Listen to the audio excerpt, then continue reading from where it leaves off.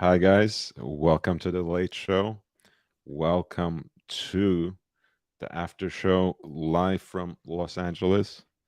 This is your host, Lord Hellespont V, your favorite live streamer's favorite live streamer, the most eligible bachelor still in the Watch YouTube, and your favorite pseudo intellectual. We are back.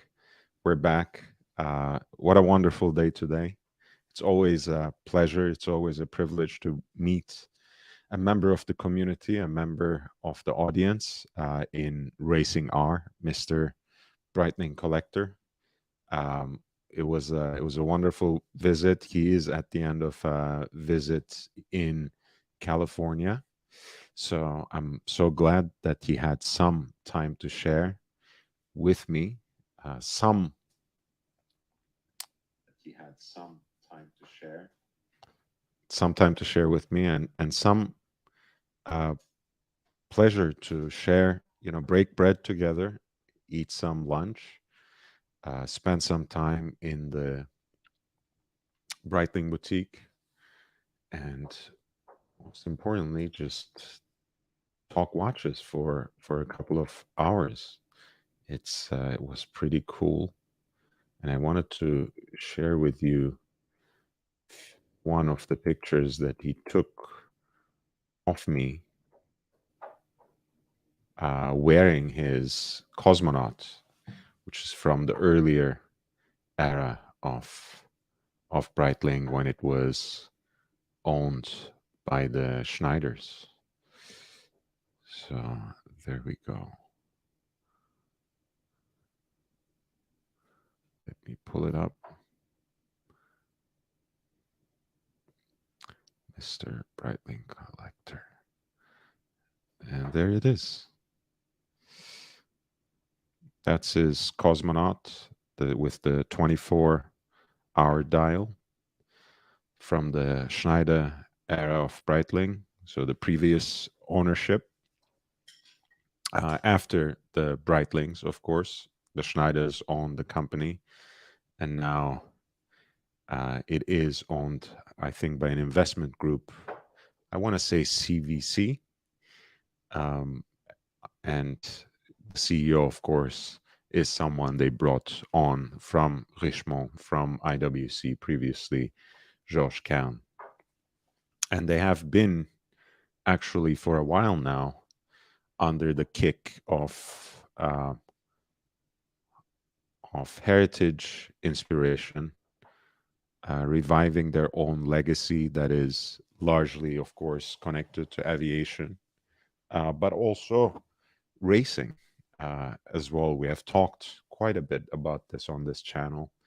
Actually, explored the classic chronograph as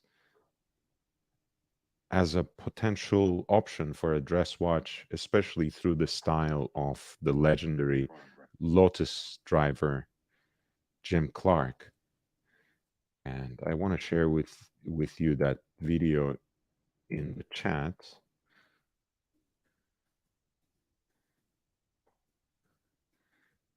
Jim Clark very famously wore a Navitimer reference 806 with that twin jet logo and the serrated bezel for the slide rule.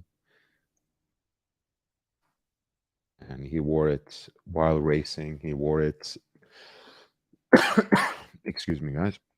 He wore it on the paddock, and he wore it when he went out as well. And potentially, yeah, by all accounts, he was wearing it also when he tragically passed away on the track. And we were talking about that a little bit. At the end of the day, both in the case of Jim Clark and Ayrton Senna, at least they died doing what they loved, what was their life's passion. And they were really at the height of their careers, at the height of their achievements, at the height of their abilities. All eyes were on them.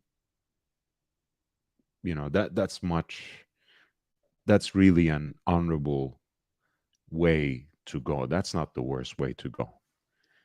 Um, so as emotional as all of this makes me, I really I really appreciate that perspective that Racing R shared with me when we were talking about Ayrton Senna and reminiscing about his legacy. Aussie expat, my friend, how are you? How are you? Nice to see you in the chat. Thank you for reminding everyone to upvote, and it really does make a difference. So hit that like button. Yeah, it was a really wonderful visit, and the reason I'm also talking quite a bit about Jim Clark is very much this because um,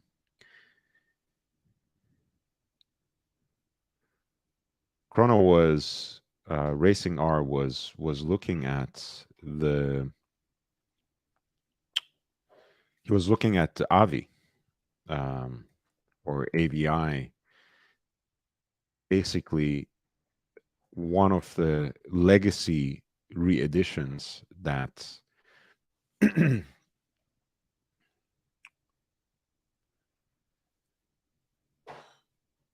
that Breitling have come up with in the recent years, and they still had it available in steel in the Breitling boutique at the Westfield Century City Mall, and it's really a beautiful watch. Um, it's a little it's a little larger than the Type 20 specification, which was as much as people have recorded it around 38 millimeters. This is a 41 millimeter watch. It has really its own styling elements, but it is pretty true to form otherwise. Whether we're talking about that particular design of the 15-minute totalizer, um, which used to be very often a big eye, a more enlarged register compared to others. This is not the case with the Breitling, but they have gotten most other elements quite right. The syringe hands, the large and distinct Arabic numerals, which are luminous, and the rotating bezel that is actually a 12-hour counter, and it actually clicks for each hour, so it jumps from hour to hour. So it's a pretty neat watch. But at the end of the day, basically, Racing R decided that he doesn't want to go for it, and I think, as much as I like to say that I'm an enabler, I'm also a very rational person. So I think I helped him through that decision specifically.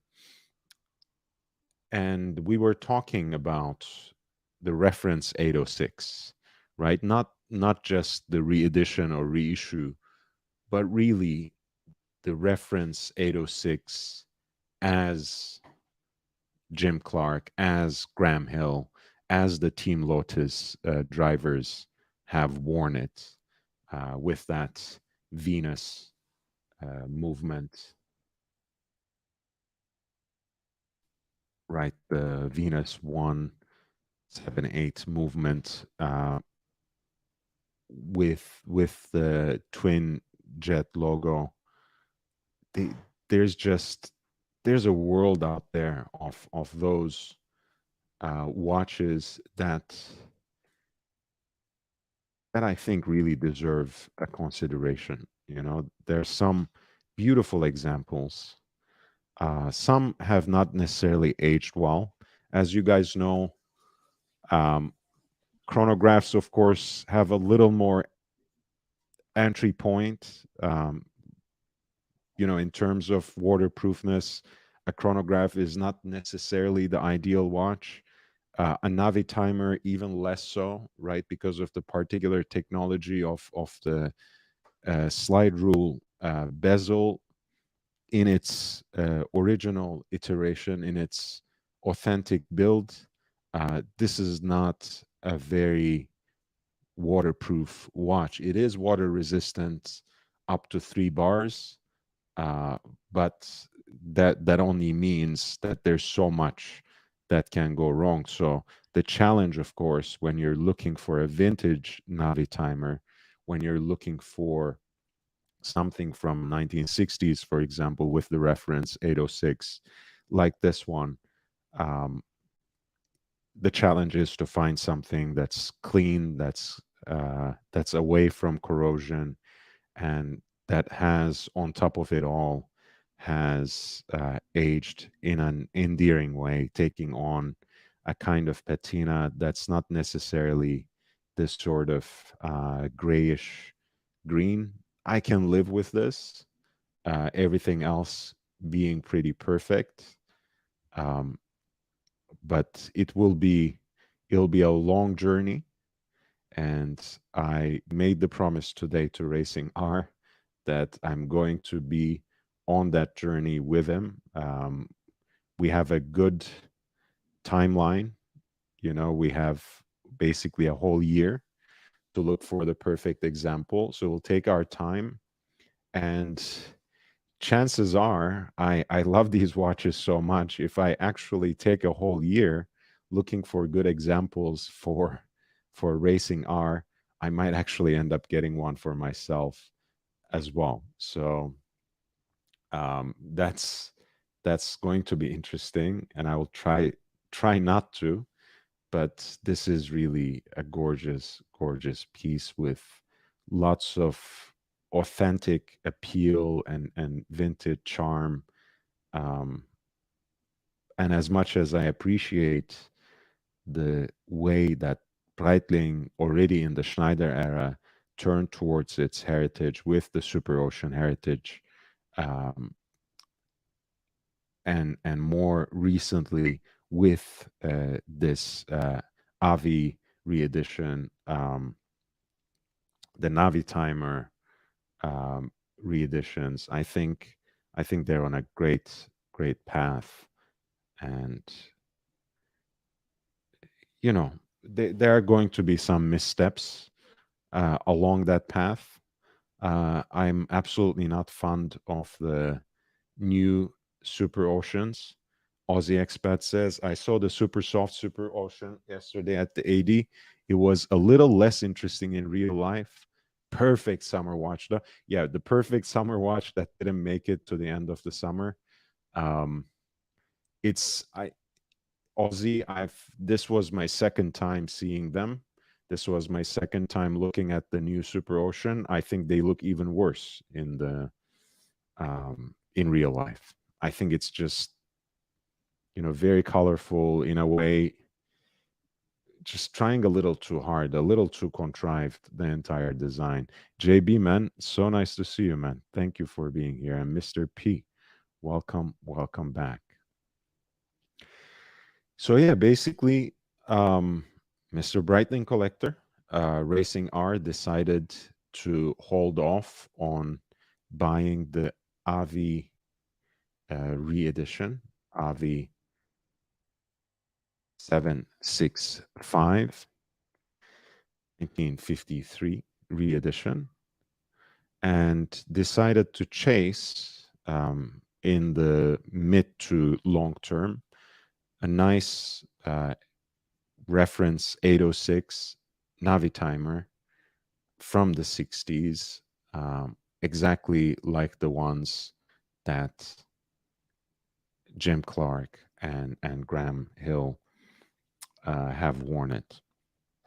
And the distinct differences, of course, this one has a serrated bezel, unlike the beaded one that is the earlier IOPA special ones, and the logo is the twin jet, of course, and it has this reverse panda configuration that I think makes it a lot more charming and a lot more attractive, and it doesn't hurt that this reverse panda emerged as a way of increasing legibility. So it has a functional origin, but it also makes the watch, I think, a lot more attractive and much more full of character.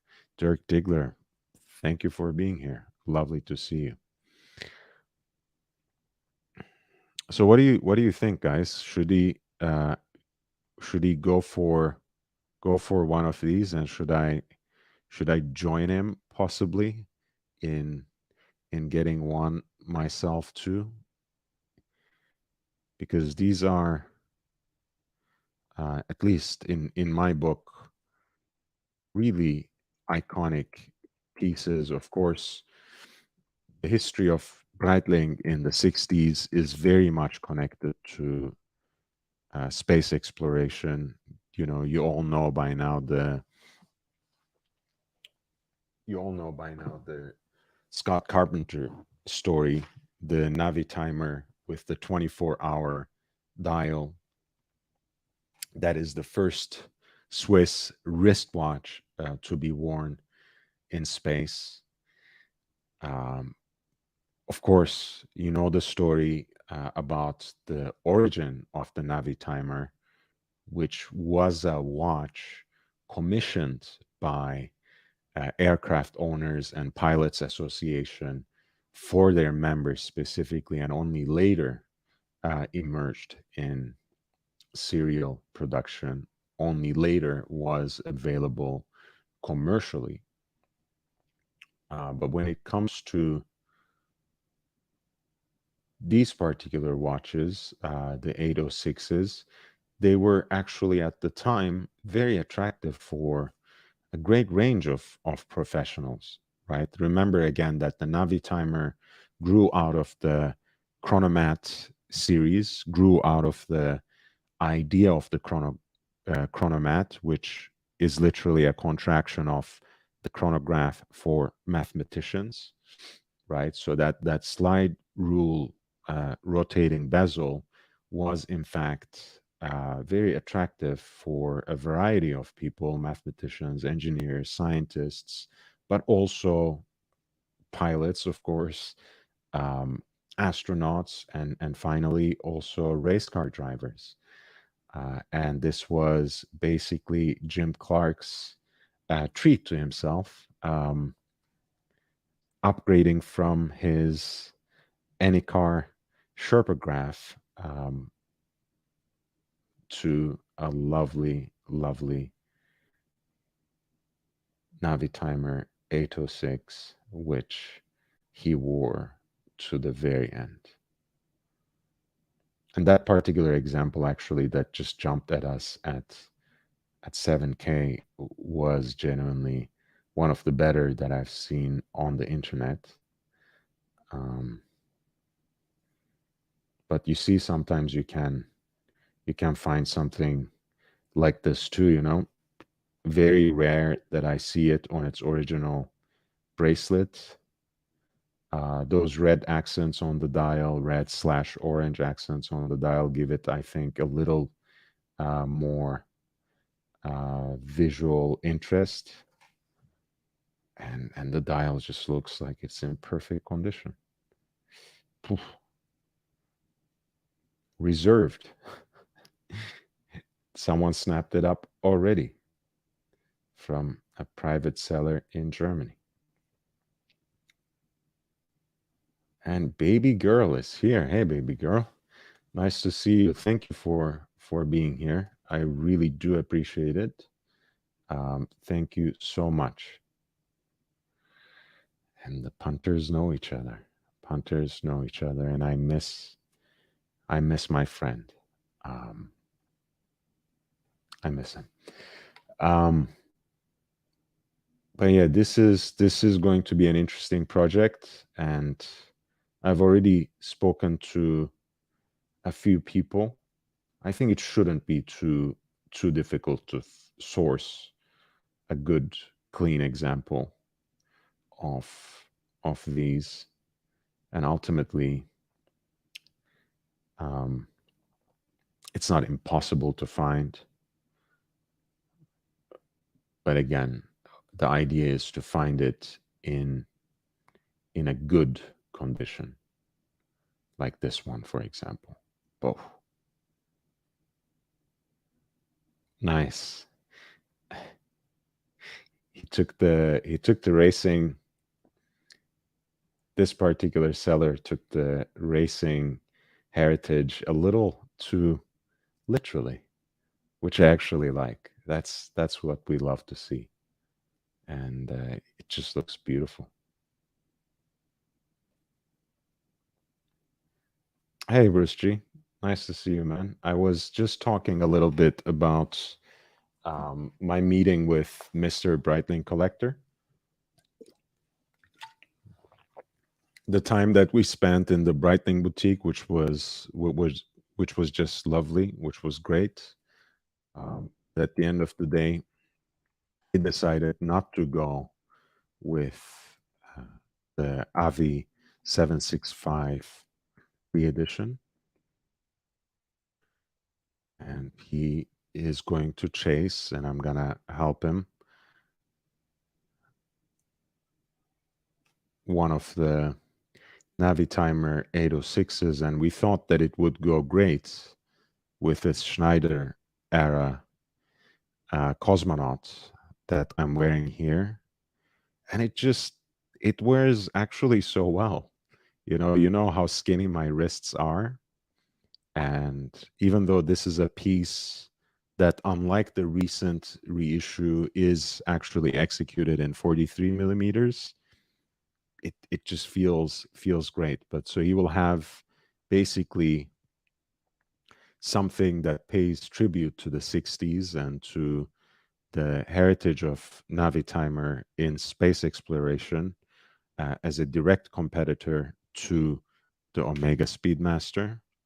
And he will hopefully have a piece, another Navitimer 806, that speaks to the racing and race car driving motorsports heritage of Navitimer and of Breitling more generally in the reference 806 in actual vintage. And OG Baby Girl says it looks good on you. Thank you. I think the vintage ones are gonna look even better, because those are 41.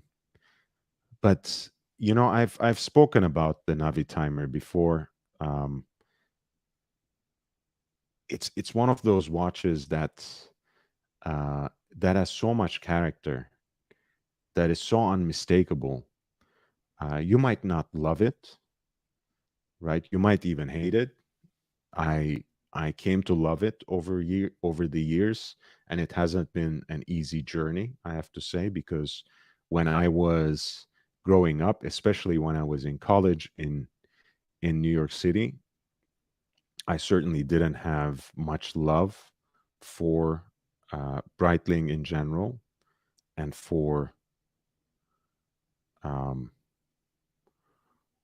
for Navitimers in particular, because for me they were too shiny, too blingy, too large to begin with.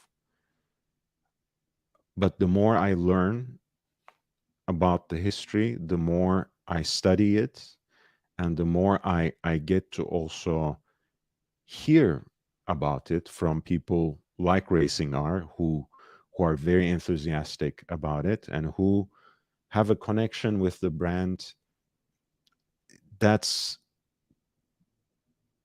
that is itself larger than life, right? That is something that is passed from father to son, right? He has a beautiful story about it. And I hope one day he can jump on the panel and talk to us about it. But I know it was his late father's 71st birthday today. And yeah, man, rest in peace, Racing R Senior. Certainly, you are remembered very fondly by your son, who cherishes your memory every day. and especially on this special day. Yeah, who would have known that I would so love to wear a Navi timer one day, but stranger things have happened in this universe, and this is his Super Ocean. I do love it. This is also a heritage inspired piece. For those of you who know Breitling's history in terms of the diver watches they have produced, and I really loved this watch as well. I had the pleasure of wearing it and of trying it on. I tried not to, post all the wrist rolls and wrist shots all at once. But one thing that is very nice about this watch, of course, is that this is a watch that Racing R got basically at the beginning of his California trip, and he already made some great memories with it during the time that he was here. So it's that's what it's about. That's what it's about. That's about wearing the shit out of your watches, enjoying them, going through life with them in good and bad, and just making those precious memories with them. There's not much there's not much else to do, there's no reason to put them away, keep them in the safe, keep them in the um, in the drawers. Don't do it. Bruce G, sounds like a nice day. I have a Zin 903, the Navi timer, the rights to which were purchased from Breitling when they were cash strapped. Yes, yes, we were talking about this story as well, that Breitling went through some tough times. Yeah, some really tough times in history, that they had to sell the blueprint of the Navi timer, but they got back on track, and then they went through some difficult times again because of the particular single-mindedness of Schneider's, in producing that in-house B01 movement, pardon me, in making their in-house caliber, and also going in that particular direction. It was also a difficult time. I think Breitling is actually um, on the verge of even better days, quite honestly, um, and more power to them. And as much as I love the Breitling Super Ocean Heritage too, there are few more things that I really do appreciate about this particular iteration of the Super Ocean. Um,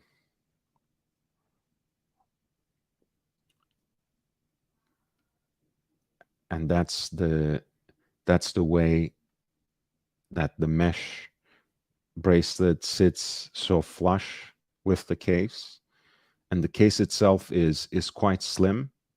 I think it should be around 38 millimeters, with the bezel, with the concave bezel, which actually gives this watch such a beautiful um, three-dimensionality that you can only really experience and immerse yourself in person. This is a very cool watch. I mean, speaking of summer watches, this is actually a beautiful summer watch because it just shimmers in the right way. All those index markers, the mesh bracelet, of course, it just feels right. Um, and when it's properly arranged with that déployant clasp that comes with it, um, it just sat so well on Racing R's wrist that it felt perfect. I think they're now discontinued. I don't even think that uh, they're there anymore, which is a shame because I honestly do think that they had a better look and better aesthetic than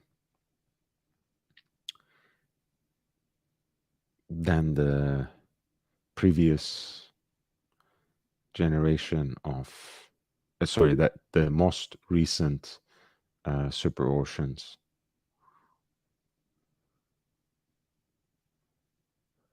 Messaging matters. Upvote. Hey man, thanks for being here and thanks for reminding everyone to upvote. It really does make a difference. I do like the Zin version of the Navi timer as well. By the way, that's something we can take a quick look at.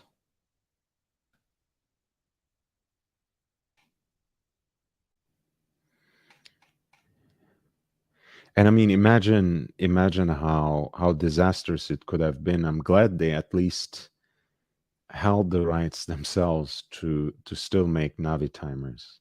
You know, imagine a history of Breitling, or rather a present of Breitling, where they weren't even allowed to make their Navi timers. Wouldn't that be a complete disaster?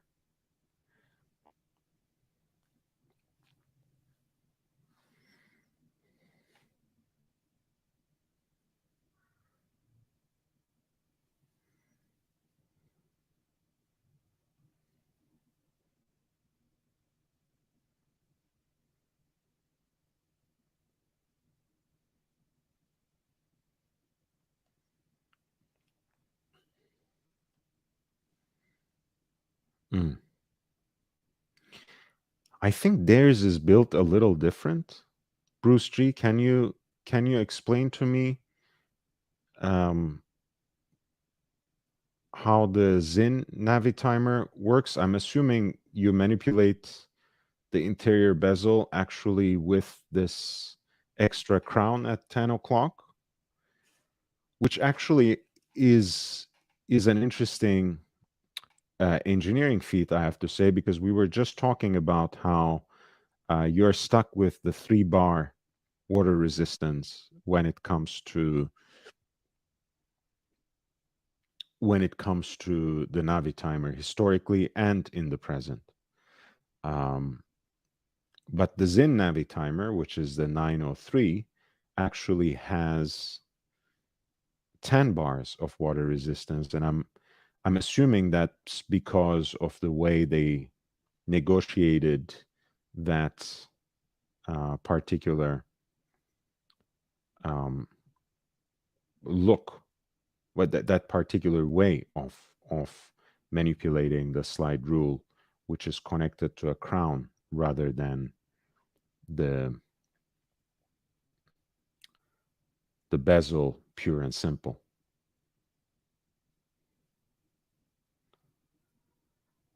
GB says, sure, I'll upvote. Hey man, messaging matters. Thank you for convincing GB Vo.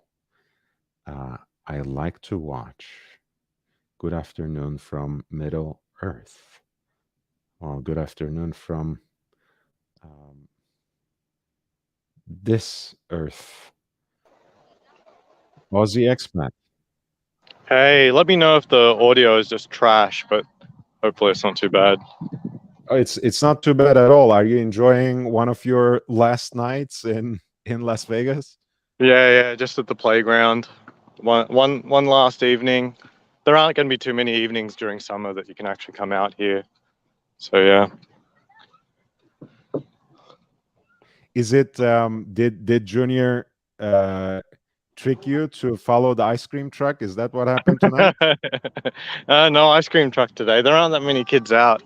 That they're all too scared, but it just happens to be that it's under 100 this evening, so it's okay. Because you told me that that was what he was trying to make you do. You know, the ice cream truck comes around at Yeah, a certain time. Yeah, yeah, I actually encouraged him this time. So It's amazing, man. So when are you guys actually moving the pieces? I think they'll all just be in the bank for the foreseeable future.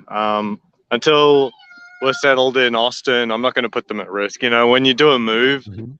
the highest likelihood of getting burgled is like within the first few days, few weeks, first month Mhm. of moving. So not until everything's, we know that the new place is secure and got all the surveillance up, all that kind of thing, will we have pieces around. Mhm. So yeah, I'll And go to one watch for the foreseeable future once I do the move in about a month. in about a month, so not much left at all, actually. Yeah. Yeah. I'll fly out to Austin in about 2 weeks, 2 to 3 weeks. So, to get a new rental, it doesn't. You can't do it too early because anything available, the owners don't really want to wait another month before someone Mhm. takes it. So you really you want to cut it pretty close, and that way you can apply for something, and they won't tell you to, oh well, we want you to pay rent even though you can't even take delivery yet.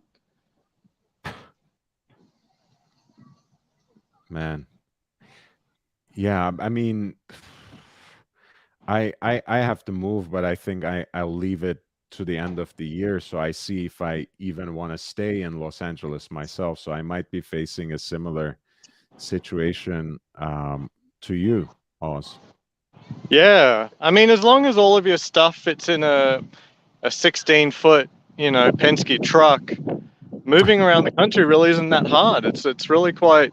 It's not bad as long as you can fit in one of the medium-sized trucks. I think it's okay. That's true. This is Bruce G's Zin 903, their version of the Navi timer. Um, Looks it, good. Pretty yeah, faithful. I think it's an amazing watch. And again, I was just commenting on it by switching the rotating bezel to and the inner slide rule controlled by the 10 o'clock crown. They have basically made the watch more water resistant, from 3 bars to 10, which is significant. Yeah, that's not bad. Not bad at all. I would take that. I can't read comments, by the way. I just had a peek just to see. So I think No, Jake that's Brooks quite said all right. I'm going towards his neck of the woods, and He I is, didn't yeah. know Jake was somewhere in there, Texas, I'm guessing. But yeah, I know nothing about the whole area, man, and I've got zero friends out there. So anyone No, in Texas wants actually, to say hi, I'm happy to say hi. Ozzy, you have one friend, Yeah, Jake Brooks. yeah. So he's a great guy, and he is in the Lone Star State. So Mm. so you guys should probably meet up, and we should actually meet up before you go. But I'm not sure if we can arrange that somehow. Maybe I should drop by Las Vegas or something. Yeah, we'll see. Things are obviously tight, and Los Angeles, Vegas. That's a pretty serious drive. It's I doable, know. but you got to have a lot of good reasons for it. Right. You have to get the mental focus straight, I think, more than anything. You have to make the mental and emotional investment. JB says I can show you around Oh, in no Texas. way. He can take you Yeah. to his favorite barbecue place. I'm sure there's one favorite that he has. There must be. He lives in Texas. Yeah, my wife was doing a little bit more homework. I hope that me going to Texas, I get to do my other two hobbies a lot more, which is golf and shooting. And I hear that it's not a bad place for that. Hmm. Well, for shooting, yeah, I'm sure Texas is a pretty good place for shooting. Hmm. Yeah. I follow a lot of competition shooters. There's quite a lot of good ones in Texas. They seem to have good competition down there. Nice. So you are pretty invested in that, and in golf as well, I know. Yeah, the shooting's a little bit more accessible to me because I don't as much need to enjoy that with someone. Like I find that golf is a more holistic experience where you're walking the course, you're out in nature. There's a lot to experience, and it's nicer doing that with someone. While shooting is very technical, it's in your head. So if you're out in the desert or some indoor range or something like that, it doesn't make a huge difference. Nice. JB basically is singing the Ludacris tune. I'll message you a few zip codes, he says. I got hose. I got hose in different area codes. Hey man, uh, JB knows his way around. I did go to the AD the other day, and I couldn't see my SA for quite a while because someone was like just taking up all of her time, and I found out they were after a Everose Sky Dweller, and they were just basically Okay. more than an hour just sitting there deliberating on whether or not they would buy an Everose Sky Dweller. I mean, they had it in there. It wasn't about could they get access to it. It was like, yeah, it's here. It's in front of you. You're looking at it. It was just 1 hour of selling, the hard sell, sign on the line that is dotted. Well, I mean, to me, I have said this before. I think precious metal Sky Dweller on Oyster Flex is one of the most unattractive watches on the Rolex catalog. And I'm saying this already as not being a huge fan of the modern Rolex catalog to begin with. So Yeah. I understand the guy. Did he get it? Did he get it at the end or not? He did. Okay. Man, that is an expensive piece. Everose is like $3,500 more than yellow gold actually on that piece. I I mean, had that's no a whole clue. Tudor just for the color change. Yeah, I did try the new Ranger, by the way, today in the Tudor Oh boutique, yeah. and it feels It's really good on the bracelet. it's yeah. It does feel good. The one Ranger that I saw at my AD is apparently the only one they ever got so far. Yeah, but yeah, Well, that Sky Dweller, that's $49,000 MSRP. Then you add oh my tax, God. you're talking like $55,000. That's amazing, I mean, amazingly expensive. I hope he doesn't get ahead of you on some pieces, but he should get a nice piece to bundle with that. Uh, it ultimately it comes down to relationship too. Right. Like Of course. the Sky Dweller, regardless of the total cost, that's also kind of seen as a favor because it's just so rare. So, but that's a really sucky one to go with if you think you're relationship building with, because it's way rarer than a day date. I mean, most people would at the moment, even now, see buying a day date as like, ooh, I got a day date. Thank goodness I was able to get one. So it's even a day date seen as a favor, but a Sky Dweller is definitely a favor. They're just extremely rare, like Right. actual rareness, like not like the Panda Daytona. GB Vol likes my rendition of Ludacris's area codes. Nice. I'm not sure if we can get out of it since I sang it so well. We might be stuck with a copyright claim or something. So I don't know, but that's Yeah. good advice. No, you'll get sued by the original artist. You can't be up up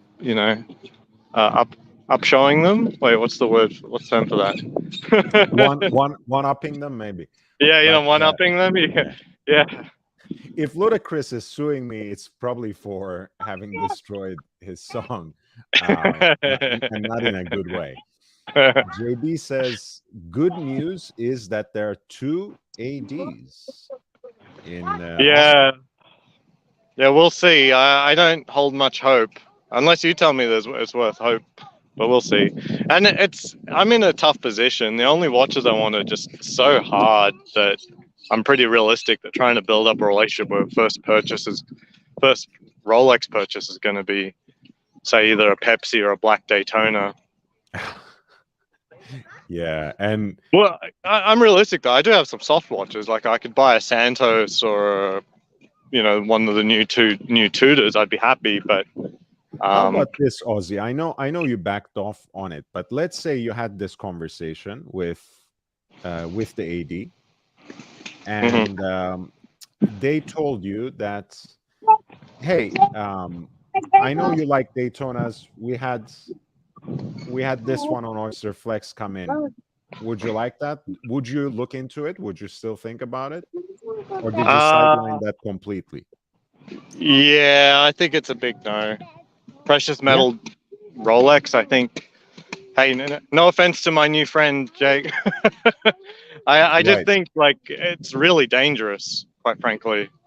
Like, but I mean, how dangerous? What are we talking about? It's a lovely watch. I still think it's a lovely watch, but I think in 2 years, yes, Junior. Yeah.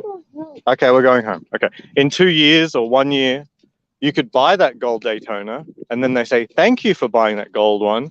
You get a black one as well. All right. You know what I mean? That's what I mean by dangerous. I mean, if you really love the watch, I'm only talking about how you acquire them. And so I don't think a gold Daytona is a shitter or something like that. I just think that it could easily be foreseeable, like in 2018. But if you pick one up, you could expect something nice. But at the moment, if you pick one up, you had to buy something not as nice to be able to get it. Yeah. I mean, look, like you said, the reason JB is fine with that watch is because he loves it. He wears it, and yeah, he loves combining it with different things. You know, that different accessories that he wears as well. So that watch goes so well with just his ethos. And yes, in this day and age, wearing a precious metal Daytona is a little hard. It's a little too eye-catching, and everyone knows what it is, right? Which is not always a great thing. Well, I think like apart from the diamond industries, the oyster flex of the black ceramic may tone it down a little bit. I have seen one in real life on a person walking the strip, and you would miss it if you didn't look out for it. JB says that whole Luda album is legit. I completely agree, man. Ludacris was the ish in its time. BC, welcome to the channel. Lovely to see you here. And GB Vol says, by the way, about your move earlier, military brats moving around all the time. Yeah, I know there's a lot of Americans who grew up doing something similar. Maybe someone out there who's been such a military brat, let me know how I can be the least disruptive to my children while doing this. I am ultimately trying to move for their benefit. I'm trying to find the right city for our life and the place of good schools. And my wife says that in doing research in the Austin area that they really do have good schools down there. So that's a big plus. I mean, I'm sure you already know this as being a parent in the US, but of course, the public school system is linked at the hip to the real estate taxes in the US. So Austin being a very affluent area, like you said, a second Silicon Valley of sorts, it must have a pretty good public school system. And I'm shooting just off the hip, knowing that connection between real estate taxes and public schooling. Yeah, I don't know much yet. I mean, my kids aren't schooling age yet. I'm just aware that this is something that needs to be on our radar very soon, next 2 years. Absolutely, and I think that would be a good place to raise a family. I mean, certainly it's becoming very hard in California. If you do have a family, if you're young, hard to hard to get into real estate, hard to get into a place where you have good public schools. And if you don't, I mean, who in this day and age sends their kids to private schools, you know, before even thinking about college? I don't know. That Mm, seems like a very different level to me. mm. Yeah, they certainly on the housing. I don't know. Austin seems like secretly affluent because average house price here in Las Vegas is about 420, Hmm. while in Austin I think it's in the 600 range. So it is a 50% more realistically. Yeah,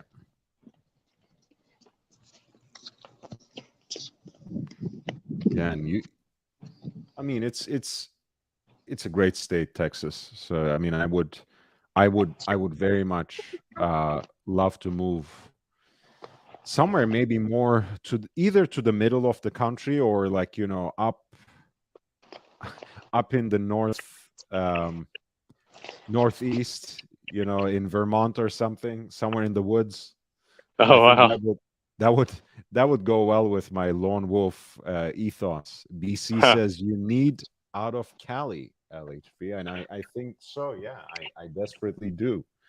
That Um, sounds more like a northern Idaho / Montana vibe, Lord. right, right. I should go be neighbors with Uncle Ralph in Montana. Yeah. My only thing with those two states is they have state taxes, so I'm like, for now. And I'm a city guy. Like, yeah, I'm not. I like nature, but I like it on a golf course. That's a beautiful way to put it. Well, I mean, Yeah. look, but here's the thing: you only have a couple of pieces left in your Rolex collection, so you might not need to be a city guy anymore. I know you're only interested in Rolex ADs, and that's why you're a city guy. Other than that, I should be moving to Miami and Fort Lauderdale. My gosh, the concentration of ADs in that location is very good, but um, concentration to wealth that may not be so good. Las Vegas is king, baby. that's true.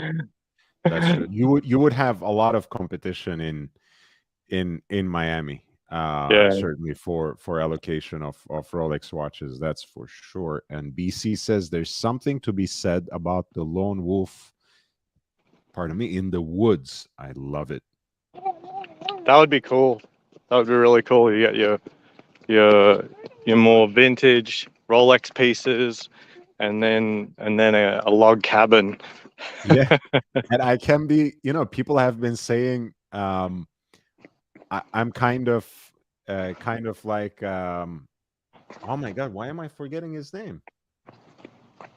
Jesus, who is the PNW guy at Archie Luxury Stream? Oh no, I don't know. Pro, Pro P something John? Mhm. Trapper John. Trapper John. Trapper. Oh, Uh, okay, yeah, I know so Trapper. yeah, people have said that Trapper John and I look alike, and he just has a mustache on. So I can just completely embody that ethos. I have to turn into a lumberjack though, and that's not really my style. But I would love to go live somewhere in the woods, honestly. And Well, GB Bull says Idaho there has low property tax. Well, Mhm. actually, the tax can be negative if you own undeveloped land, and which is the lone wolf thing to do. The federal government will actually pay you each year to keep it undeveloped. Mm, So you buy the right piece of land, you'll get a little bit of a check, enough to do your lone wolf thing. nice. I should look into that. I didn't realize that was I the don't think it's super lucrative, but there's some people who will be able to live on $2,000 of fiat a year because all of the rest of their income is deer.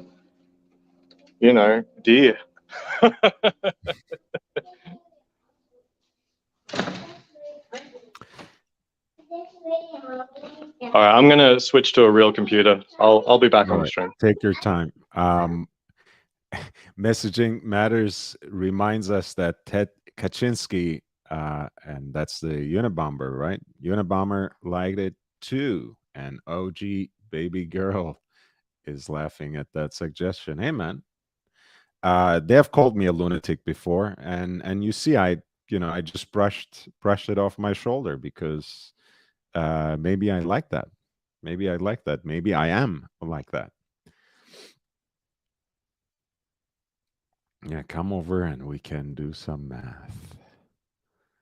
Hey, man. I mean, look, it's an interesting ethos, certainly. Um, I'm not sure. Do you guys think that um, the Unabombers of this day and age are actually YouTubers?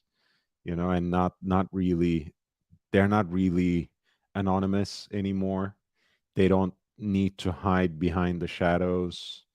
They don't need to stay off the grid, and in a way they can do all sorts of villainous things while telling you some ridiculous stories and playing confidence games with you on the YouTube screen. I mean, we have some of those characters in um, on YouTube who have defaulted on rent and have kept on to other people's possessions and money for years on end.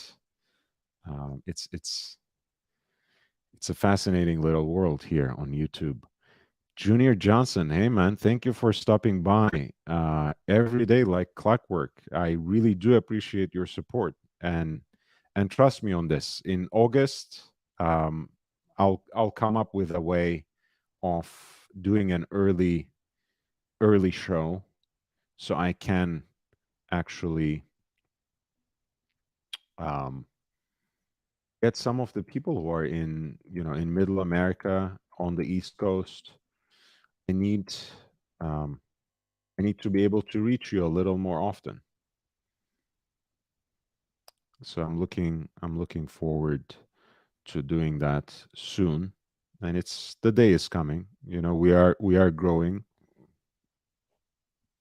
The channel is growing. Um, it's gonna happen. I think in August we might be able to start doing that.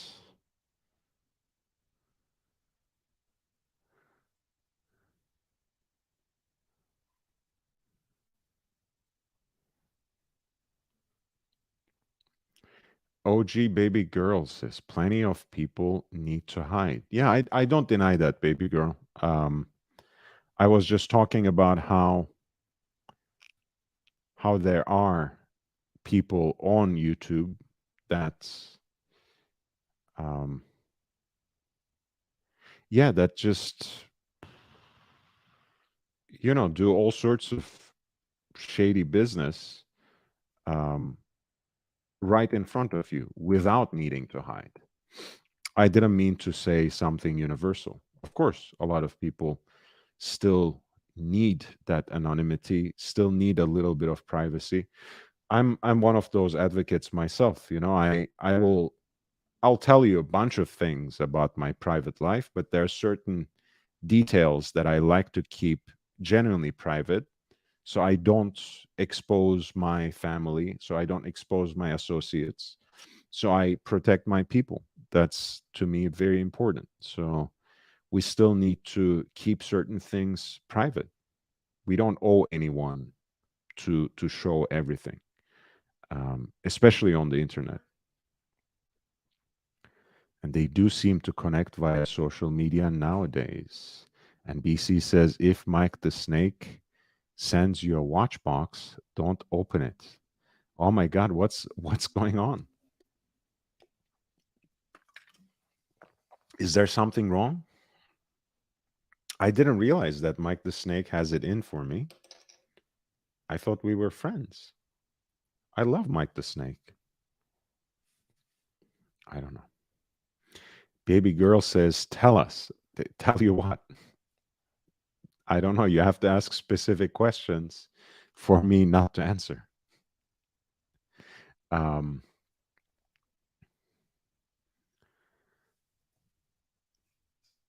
So that was the first stop, the Breitling Boutique. And I also had the chance to put on, of course, Racing R's watches, that Cosmonaut 43 millimeter from the previous era. That was a beautiful watch. That was a really nice one to wear and wear around. Um, I also loved his Super Ocean, which again to me is the one to get along with Super Ocean Heritage 2, and absolutely not the more recent iterations of it. Um, and then we basically went to Tudor. Well, I went to Tudor actually after Racing R left. Hey, G'day. how are you doing, man? Good, good. How you going, man? More Breitling heritage divers and this Yeah, digital this one, one. it's not the aviator, is it? Th- this one. Oh, this one Yeah. is the aerospace. This Ah. is this is like a tool watch for the 21st century, man. It's like everything but the kitchen sink. The thing has a minute repeater basically, but of course digital, right? Hmm. So everything is controlled by one crown. I mean, I'm gonna tell you this: the Racing R talked about it so passionately and from such a perspective that he sold me on the idea, with the caveat, of course, I would never own and wear such a watch. I'm very open about that. But the notion that this is continuing that same approach of being a tool watch for the pilot into a new era, I think that's very convincing. To have something so utilitarian, where everything is controlled by one crown, it has its own appeal. Not to me, Hmm. but it does have its own appeal. I'm trying to finish off the almost finished bottles. Oh, the yes. I mean, look, you're taking one for the team once again. It's you're just sacrificing, not for you. Yeah, and I certainly um love this one, the concave bezel, and I love the fact that he basically, for the Breitling visit specifically, he brought his entire row of Breitlings that he had with him. So that was pretty cool. Who did you go out with? Racing R, Racing. Racing R, Oh, Mathematic. he's the guy you referred to as he knows his Breitlings, like when we talked about them Yeah, last time. Uh-huh. Mr. Breitling collector. Yes, Ah. yeah, he was great. And BC says, not no drama, just Mike making those boxes. EC finally back to making the boxes. I've not heard about it for the longest time. AC3 is trying to make a coin out of it, as well he should. As well he should. Um, he made Mike the Snake into YouTube celebrity, so it's time for Mike to deliver on those boxes. I mean, yeah, maybe Mike has something to thank AC3 for, but I think the rest of the community doesn't have anything to thank AC3 for on that one. Messaging Matters says, I had a good friend in New York City. He was working at an ad agency, an ad man. And he's from Eastern Europe and has a funny way of speaking English, don't we all? He had to cancel a trip because he said we had a blow up at work. Oh my God. Uh, we were just talking about the Unabomber, so Uh-huh. that's hitting the right chord. Um, True GB Vol think he will have it made. Only way for Mike the Snake to shut the people up is actually to make a watch box. I think Mike will Mike will buy them from somewhere and start sending them out in no time if you put too Wait, all much these mental videos pressure on about the a guy. CNC made watch box, we're not talking about a completed product that was sent to AC3. We're still just talking about hopes and promises. Mm.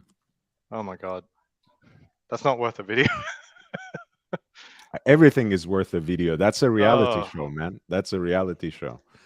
Um, he meant a big work project emergency about the blow up at work. Turned out they got a delivery from Ted K. Oof. GB Vol says Mike the Snake showed his 200-year-old Chinese fabric. He has special for the inside of his watch box. Why would you waste? I mean, with all due respect, you know how much I love watches, Aussie. Why would you waste a precious 200-year-old Chinese silk yeah. I mean, for a the watch context box? for that is not great, I don't think.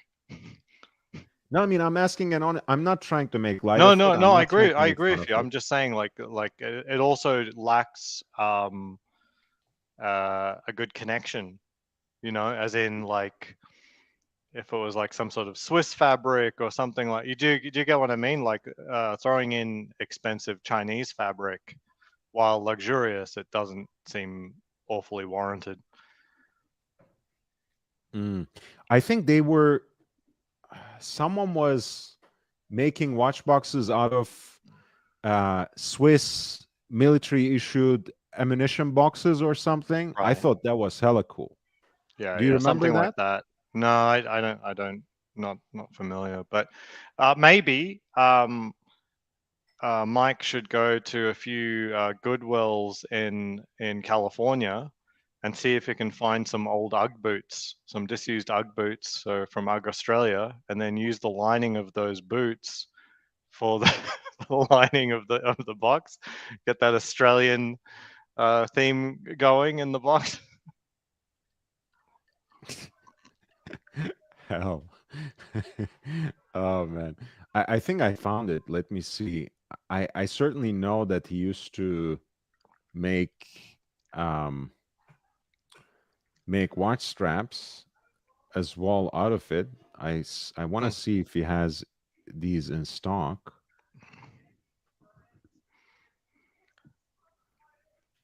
Wait, You know, let's. ironically, UGG Australia is actually 100% Californian. It is. Yeah. I mean, It was there's so it was many started by Australians. Australians, but yeah, There's so many Australians in California that I almost uh, have to. Yeah, like always have Australians picking fights with me whenever I'm out at a bar for whatever reason. I don't know if they it's a recognize me land of from free AC3 healthcare, or Lord. something. They think they're still there. So these are actually the straps he made from those vintage Mm, ammunition bags. I somehow remember he made at least like some pouches, but these are quite cool. Look, this is that is the, cool. you Yeah, see that the is stamp, cool. the ammo pouch, and it's Mm. kind of,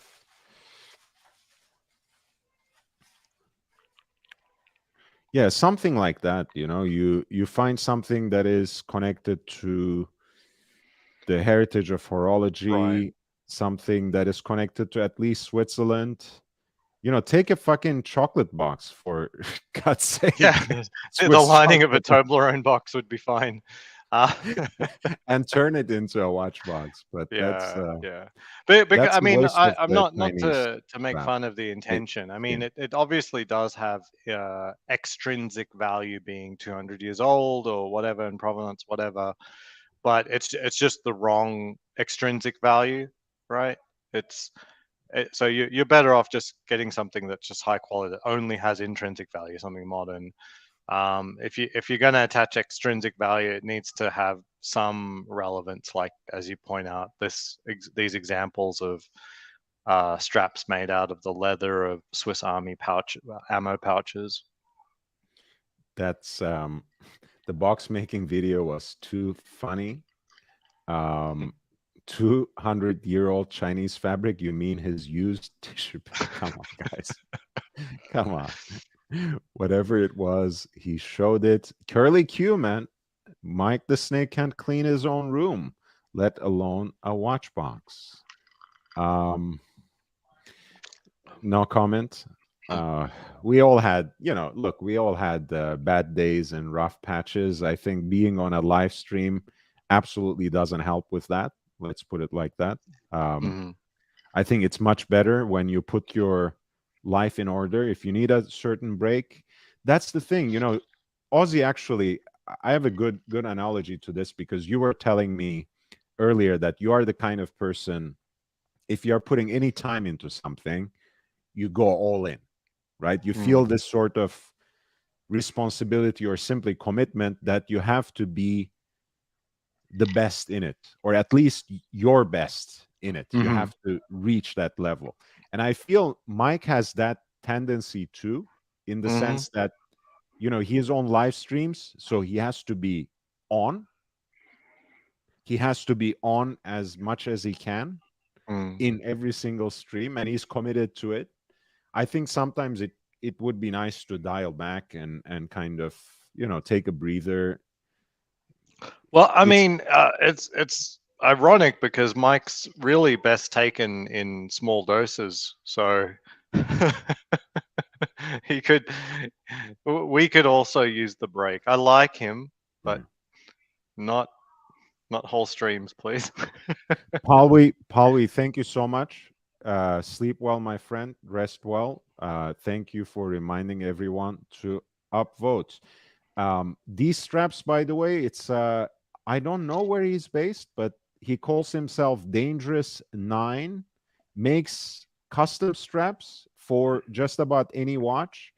You see this beauty, like, the way it sits so flush against the case, and integrates the déployant of the bracelet. So you want a custom job like this, he would be the person to go. But he also has this entire line of Swiss ammo pouches converted to straps. I really thought he also had made at least a few watch rolls or pouches from them as well. Maybe he's just out of stock now, but this is very cool, the way he integrated that writing into the strap by, interrupting the stitching and everything. It's very thoughtful, very artistic. I love it. I do have an event next week to go to at my AD. I don't even really know what it's about. Okay. I can bring a +1 if you're interested. Okay. What is the event about? What's the focus? What's the brand? It's I don't really know. Okay. It's Booker, but I don't know if it's like I think it's more about the whole store rather than Okay.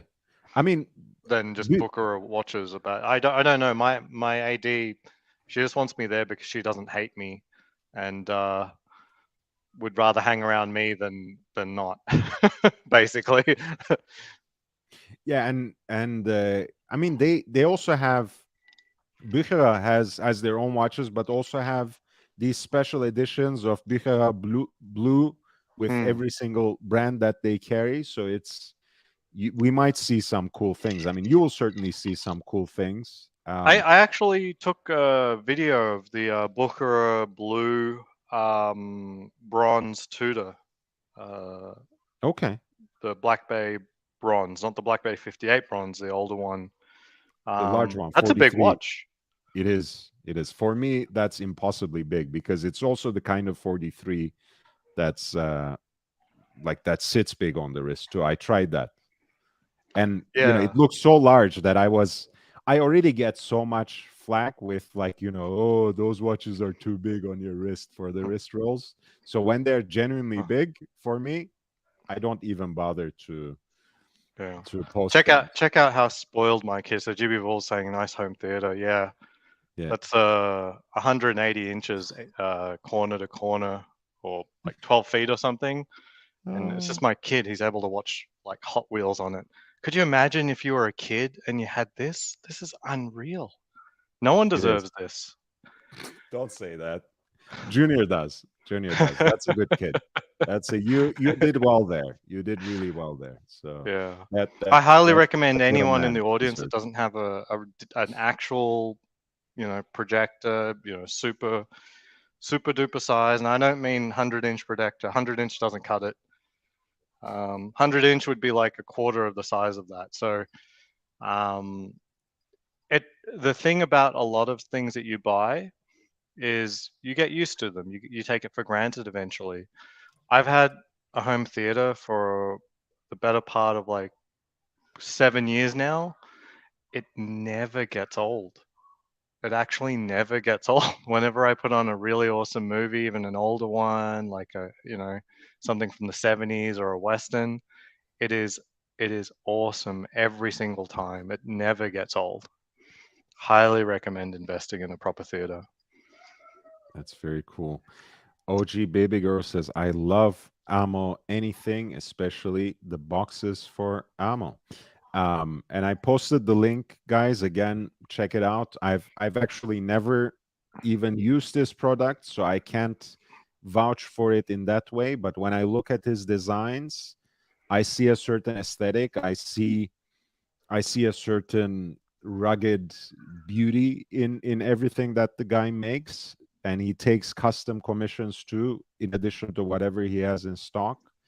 So the good thing about that is you can propose something and he will get back to you in a certain way, and if you don't like his vision about it, you don't have to go through with it. So it's I just like his aesthetic. I've never gotten a strap from him, so check it out in either case. Fats, thank you for reminding everyone to upvote. Prof is coming later. He actually wrote me yesterday saying, I'm sorry I didn't join. And that's exactly what we were talking about, Ozzy. I'm like, you don't have to apologize. You Yeah. you have a life, unlike some of us. So you drop by whenever you can. So John Dandola says, doesn't home projector lose significant resolution compared to OLED? I know this isn't a home theater um, thing, but I do have an OLED panel, a brand new like LG C1, not the C2. I got the C1 still. So I got Dolby Vision, HDR10, 4K, but I've yet to find even a single movie that was better to watch on an OLED versus a full-size projector. So there's my 4K LG HDR thing. The problem is most movies just aren't actually made in 4K and not made in HDR. So if you look at, I got a lot of Blu-rays here, and honestly, if you look at almost all modern movies, they're all mastered and rendered at 1080p. So 4K is really pretty much a myth in terms of movies. Now, if you're watching Mm. sport, 100% get it. Sport is something you want in high resolution, high frame rate. Very cool. But my thing is movies, and for movies, uh, bigger is better, and resolution. You Mm. can get 4K projectors.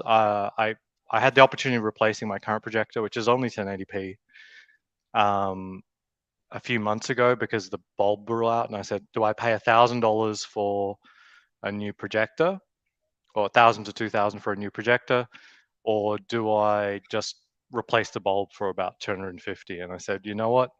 There isn't a single movie that's come out that's actually in 4K, so I'll just keep running the 1080p projector until there's more content." And there really isn't. And Curly Q says, Do you really expect us to believe you bought that big screen for Junior? Very shrewd, my man. Are the wireless headphones for Junior also, bro? No, no, no. I mean, it's not for him, but I mean, if I was a kid and if our family TV was like that, I mean, I grew up, we had a big TV when I was a kid, but a big TV back then was like 26 inches or something like that, you know, Right. 66 centimeters. And that was a big one. That was a big one. That was bigger than a lot of my friends' TVs. Um, man, yeah, it never gets old. Wireless headphones, which ones? These ones? These ones are for work. Those are the trucker ones, right? Yeah, yeah. So it's not super good quality, I imagine. Let me know if I should switch. Mm, that's not. It's because you told me that entire story about how they were specifically designed for basically long road driving, Yeah, yeah. um, long haul. So John Dandola says, Okay, you want to switch to yeah, that? Go ahead. the blacks on OLED are the deepest color tones to get if you like seeing that contrast. Um, I feel like the 4K is fine also, but the colors in OLED are hyper rich.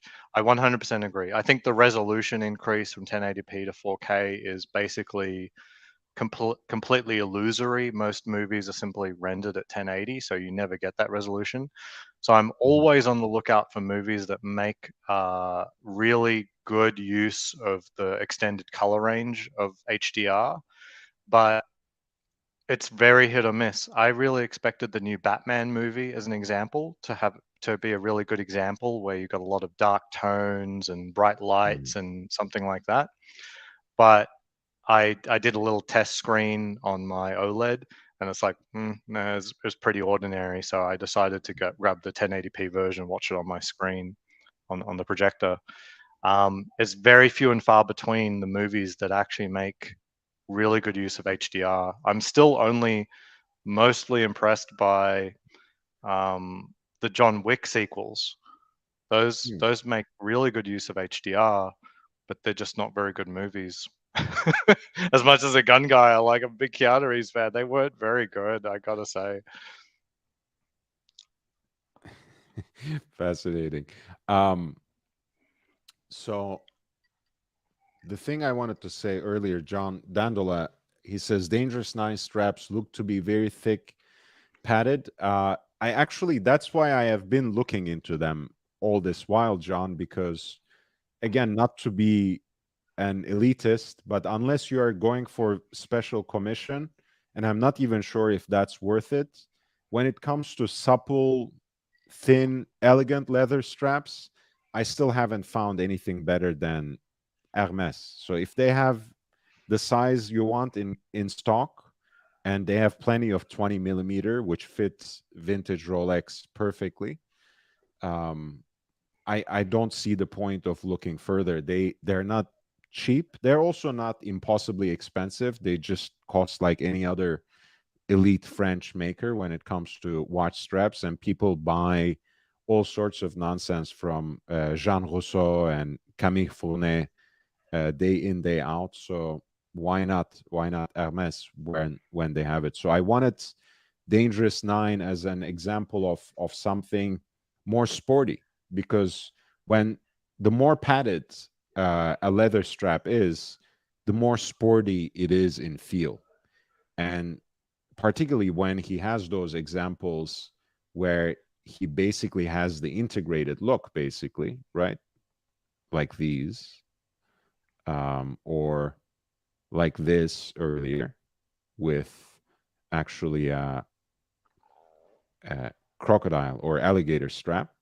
Um, he needs that sort of initial thickness or padding that he then tapers down gradually, because otherwise you would have something very out of proportion, right? So you have to start with a very thick padding so it fills up that gap between the lugs and the case, and then you have to taper gradually, and I think he does that well. But it is a particular aesthetic, so you're absolutely right. It doesn't it won't hit the right note with everyone. And he does say the integrated look on those sports watches seems a superb fit. Exactly. So if you want a sporty look with leather strap, that's the perfect way to do it, I think. Even without the integrated look, I think padded leather straps look pretty good. GB Wool, uh, the one above, yeah, 4K, and that one as well. Yeah, so yeah, I think there are cable channels that are 4K, but I think like especially, so that's 100% correct. So that could be a reason to do it. I think especially for sports, 4K and high frame rates makes a lot of sense. Um, I think all this online streaming services, their 4K quality is illusory. I find that Blu-ray 1080p offers higher quality than streamed 4K, so it's really a bitrate issue than more than Mm, it is like a stat thing, like it's 4K or 1080p, which one's better? Well, it highly depends on what you're watching. But since I watch mainly movies, it's not super an issue. But I'm sure there's some Netflix TV shows that look really good, but I would say it may look good in 1080p as well. But I don't know whether or not Netflix does say Dolby Vision or something like that with HDR. That would be nice, depending on if the TV show actually makes good use of it. And then Don Dandola says, I've set up a home theater room and the OLED color depth is better, in my opinion, than other TVs, which are not. The color tones just seem amazing to me. I think OLED color depth is very good. I mean, its real strength is obviously its lack of ghosting and speed, mhm. as well as true blacks, with Dolby Vision. But color depth, I'm colorblind, so I'm not going to profess the benefits of it. But you're right. I totally think OLED is the way to go. I'm 100% into OLED. I wish projectors had the same depth and range as OLED. The current laser projectors are sort of trying to get to that level, and they're not there yet. We'll only be so lucky that eventually that'll be the case. This being said, for some people, OLED still isn't really there because some people just really love brightness. I don't understand that at all. To me, with every single LCD or LED screen I've ever used, I've had to set the brightness down to 0. It's just too bright. Um, OLED is typical and even really high brightness settings is too dark for most people, but that's fine by me. Curly Q2 says, "You gentlemen are wet shave enthusiasts. Have you ever shopped for products at the Italian barber online?" So I haven't shopped Italian barber. I've been looking up what I've been seeing on their website while we're here, and quite frankly, I'm not seeing anything on their website in terms of just safety razors that you can't already buy just on Amazon. So it really just Mm, comes down to price and whether or not you trust them and their shipping and return policies. mm. Personally, I bought my razors from Amazon because they've got really good return policy and it's very easy. Um, I'm also seeing some of the prices here on Italian Barber aren't better than Amazon either. So you take that for what you will. The other really popular one is what West Coast Shaving, I think. Um, I know a lot of people buy from there. I'm not recommending them specifically. I would just say Mm. I know them from reputation. I don't know them from experience.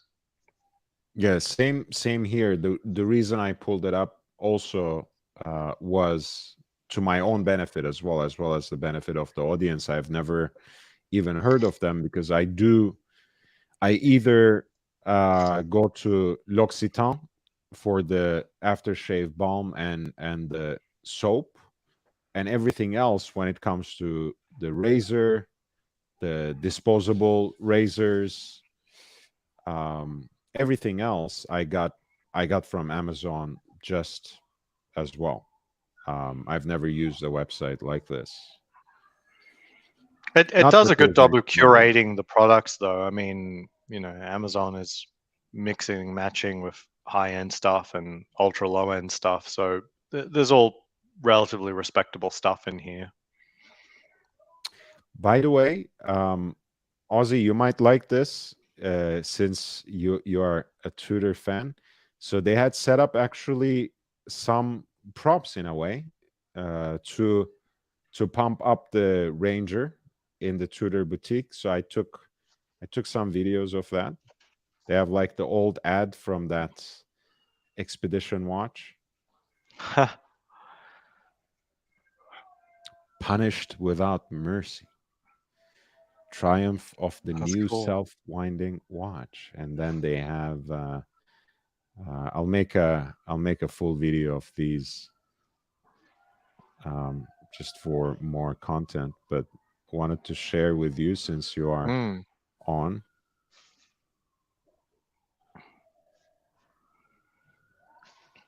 They also have a whole corner here with dive watches, their heritage chronograph, as well as that again a photo from that British expedition, Greenland expedition.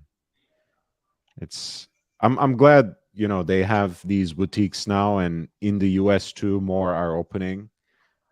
In Europe, in Asia, it's a good look on Tudor, certainly. Yeah. So I mean, Tudor really are doing their best to, as Professor says, to try separate themselves, but it's also not true. Like like we've talked a few times, Tell is me that more. they have shared heritage of Rolex, and sort of Right. denying that is also not completely honest. It's just a weird position, I guess. They're not an homage brand when they do Rolex type stuff. That is their history too. And if you were not familiar and just took the spiel of the store, you would think Tudor was kind of its own thing. I think. I'm not sure. I'm not sure what they tell new people. I experienced the sales manager at the my Hmm. AD talking to a friend who had nothing to do with watches, so he did his from scratch explanation of Tudor, saying it's owned by the Hans Wilsdorf Foundation and so forth. So um, the connection is made apparent to a new buyer, but it's sort of unclear if that's just old training or not. I usually make this analogy or give this example when I want to criticize the lack of creativity and innovation in the industry. But I think this can be a good example because when I say, look at our state of culture, right? All we have is reboots, remakes, prequels, sequels, on and on and on, remixes, Mhm. versuses of artists, from the 90s. Anyway, so the state of our culture is just in this stagnated, stuttering repetition. And when it comes to watches, you can see bad examples of that. But when you look at that mode of making a trilogy, for example, right? You want to make a movie as the sequel that can function on its own, that can be a standalone movie for someone who just steps into the movie theater to see that for the first time without having seen the first one in the trilogy. But you also want to give people like us who are enthusiasts and who know the series already, who know the characters, who know the models in this case, you have to give them a tip of the hat, a nod of the head to appease them in some way too. And I think Tudor does both. Basically, Tudor is trying to be its own brand, stand on its on feet, and make really its own legacy, building on the shared history and legacy, in addition to also making sure that people like us who know Rolex and who know how connected, how enmeshed Tudor and Rolex is, know about that shared history and how they appreciate it as well. So I think there is a way of doing both. And from my perspective, Tudor has been doing a stellar job so far. Mm-hmm. And John Dondola says, I'm hunting for an annual calendar, wondering about your ideas on the best value place for this complication. At the moment, I'm debating the VC triple calendar 1942 thoughts. And SV Tank just came in. Good evening. And Piccolo says, I've worked on the Batman. It looks great. Okay. That's really cool. Um, I don't know what aspect that Piccolo's referring to in terms of what he worked on and how involved in its look, but what blew me away about the Batman is the cinematography is very unique in that it's a movie that has a lot of shots that verge on completely unintelligible. mhm. but not over the line. They get so close to I don't know what I'm looking at, but it's perfectly fine. Like it So works. quick. It's beautiful, but I couldn't imagine shooting that. Like you would be on set, you go to the monitor, you look at the thing. It's like, does anyone actually see anything on this screen? Is it print it? It's a wrap. Okay, all right. I hope that works in the ending room. I don't know.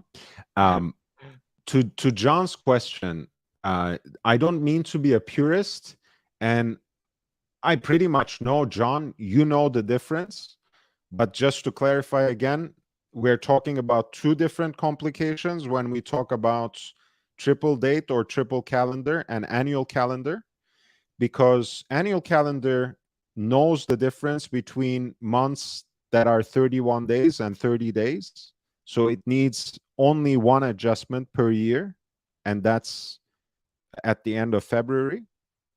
Whereas triple dates ones will need four adjustments, I think, because it doesn't know the difference between 30 and 31. So just so you know, just so everyone knows.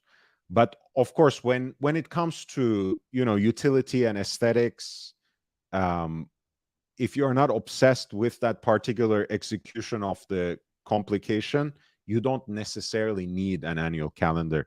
Perpetual calendar is a step up because that's the kind of complication that needs only one adjustment once it gets going, once in a century. For the annual calendar, I think I have to know your budget, if I may, John, because there are so many different examples of the complication. And I want to also know, but I can get a sense of this by your choice already from the Vacheron Constantin historique triple calendar. You are more shooting for the dress watch aesthetic, but there are some interesting sporty and sports watch oriented triple dates as well that can be interesting as well. Yes, so annual calendar, triple date, triple calendar needs 5 changes annually. Yes. But the ultimate annual calendar, in terms of value, right, is the free white dial Sky Dweller. Nothing can beat that. That is an annual calendar for sure. Very good value. I mean, once you receive it as a gift, I think, yeah, it is. Everything is a great value. So, John, I actually do love the historique triple dates. I think it's a little. I heard it's on its way out. So, if it's something that you want to get at retail or get from the VC boutique, you might need to jump on it, because as far as I know, the one with, I think one of them is already gone. I think it's the one with blue that's gone, and now you only have the red, or red is gone and you only have the blue. One or the other. If you're going to buy it at the boutique, act fast, because it could be a good way to establish a relationship with them. And it's not such a bad deal, even at the list price. Here, if you are gonna dip into the secondary market, then the world is your oyster. Blancpain has Viré. That's a complete calendar as well. We were just looking at that yesterday with a wristwatchholic, Alex, who wants some other options for his dress watch genre. Um, I like this one, Quantième Complet, which means complete calendar, and it's the same idea. Triple date, triple calendar with the moon phase. Um, you have it in pink gold here with the blue dial. Um, I like that, smiling face, happy face, anthropomorphized Man moon in the phase. moon. Yeah, that's right. Um, I do like this watch. I do like this watch. Whole Milk has a good point, right? Patek is the place to go for annual calendars. If you want the avant-garde look for an MIH watch. That watch I will bring up in a minute. It's a very interesting one. On the secondary market, actually, yeah, the world is your oyster. You can get a lot of great deals with the 37 millimeter Pateks, like the Pontifex, for example, would be a great, interesting option, in white gold or in yellow gold. That is a great reference. Let me bring up. Um, Sorry, I gotta go, Lord. you do, Gotta have a little bit of food and put the son to bed. of Thank course. you for entertaining me, and Thank you thank for you, being here, man. audience. Cheers. Thank you so much. Take care. Yeah, and I'm glad you like the Blancpain as well. The blue dial is amazing on this one, and I think aesthetically it's nice, and it's a little quirky, and it has that smiling face, moon phase as well, which doesn't really hurt. Um, of course, Patek will be a little more expensive, even in the secondary market, even in the older version. I think you're really talking about right around 25K. And we are talking about the ones without the power reserve and without the moon phase. But that's a great watch as well.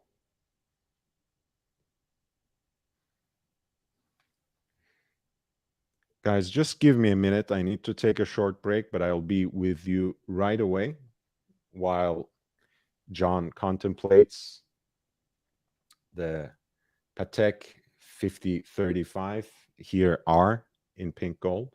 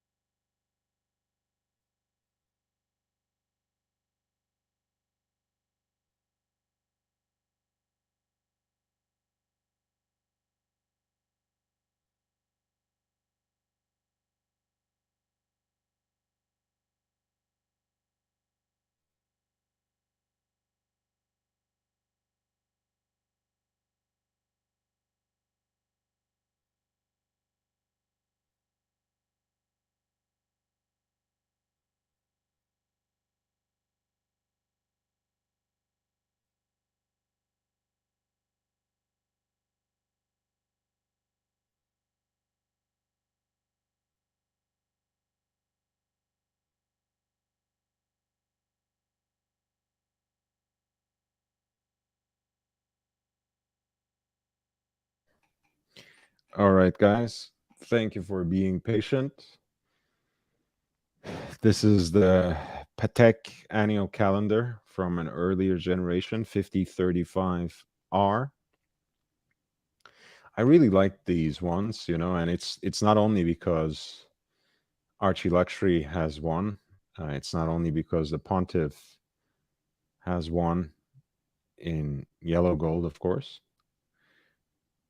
but also because the annual calendar is something that Patek introduced, even though it's not the Patek exclusive anymore. It still makes sense. This, of course, is a Geneva Seal movement. Again, pre 2009, it must be. What year exactly is not specified in this ad. But yeah, if I were going with an annual calendar and I had a budget around 25K, I would hunt down one of these in the metal of my choice. I like the discretion of a white metal. I would love a 5035G, or the one I actually got to try in platinum, which was quite amazing. And that is, of course, on my channel here. Let me pull that up very quickly.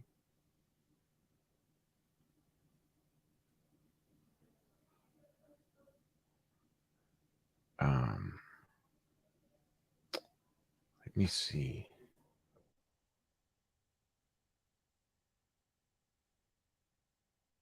Yeah, that was 5056P that I got to try. Of course, that's platinum one is at slightly different price point, but that's also an amazing piece. But imagine again, similarly, the white gold version of this, which is 5035G, which I think is very elegant, very beautiful, quite muted and under the radar, honestly, to the prying eyes. You got to know what you're looking at, from a certain distance. So that's not necessarily a bad thing.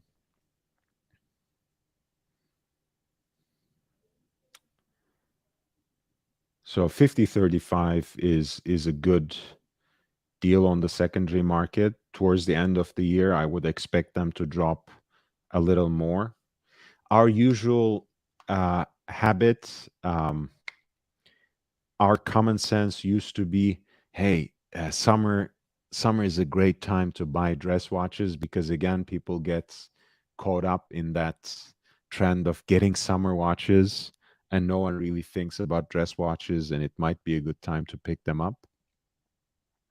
But in this case, since the market is going down, down, down, down, and the knife is falling down, and there doesn't seem to be an end to it, at least not just yet. We have certainly not seen the floor yet. We have certainly not hit rock bottom yet.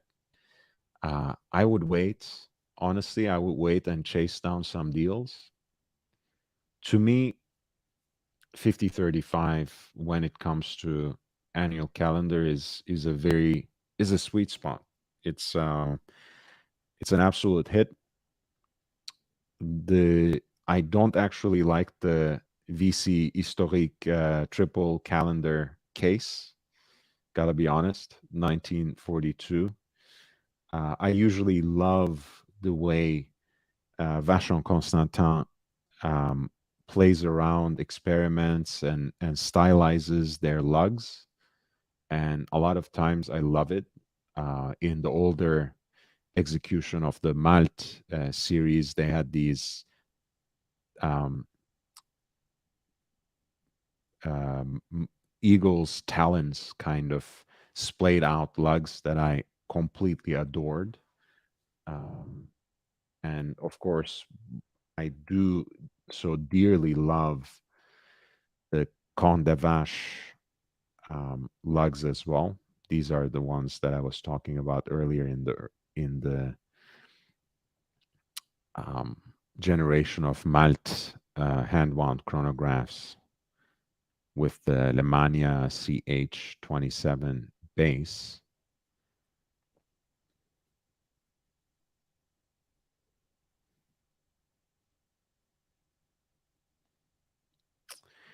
So in either case, I mean, I do like Vacheron Constantin, but when it comes to annual calendar, it makes sense. Um, and the Blancpain Villaret is also a great option. I'm glad it was already on your short list. Um, and I'm guessing the question kind of answered itself that I posed earlier, whether you you're looking for something more classic and dressy or something more sporty. I think these are all great options.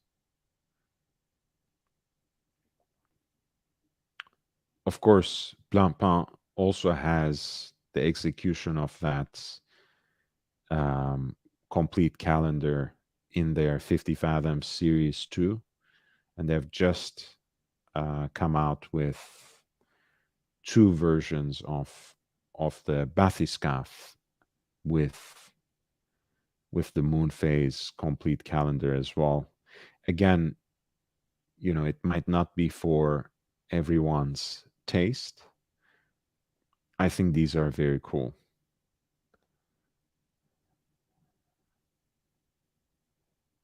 Again, complicated sports watches, you don't get them very often. Um, I think this is a good option to have.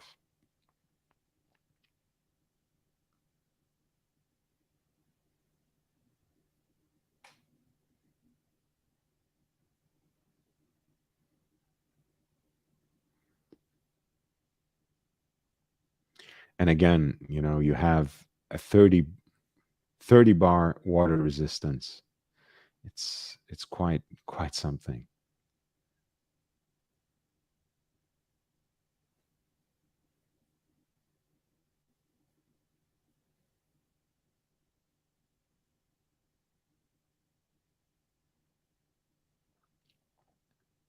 Of course, there's the option as well on pink gold as well.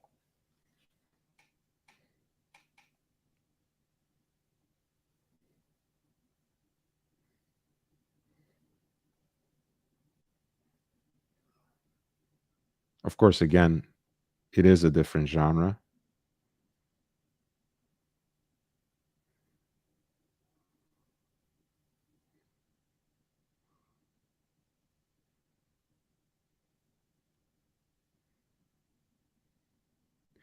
Bob NYC, this is a beautiful watch.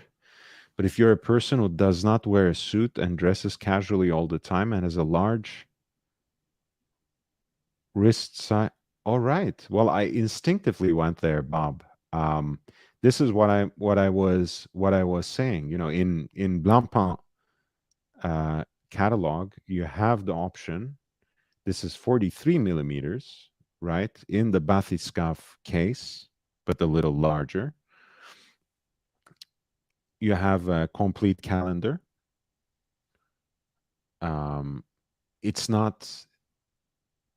It's more towards the sporty aesthetic. I think it's still quite beautiful, but in a different way. It has the same movement, that beautiful execution of the uh, human face on the moon phase, the anthropomorphic expression of it, which I actually adore. And you're talking about right under 50, it's a titanium case as well. So, which you may love or hate.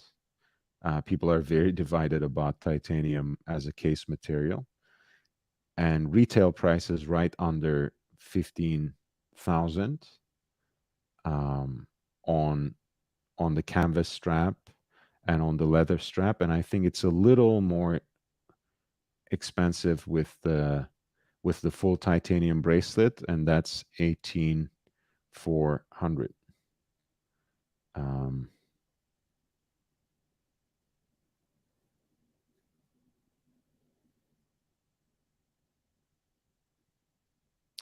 and the thickness is not prohibitive in any way. It's like less than 13 and a half, if I'm not mistaken. Yeah, 13.3. Oh, sorry, this is steel. Okay, they have it in steel. I'm sorry, titanium one got me confused. So they do have it in steel with this kind of drab um, dial, and it's a different color of the moon phase, by the way. So the titanium actually comes with the full bracelet, and I think maybe some extra straps as well. Um,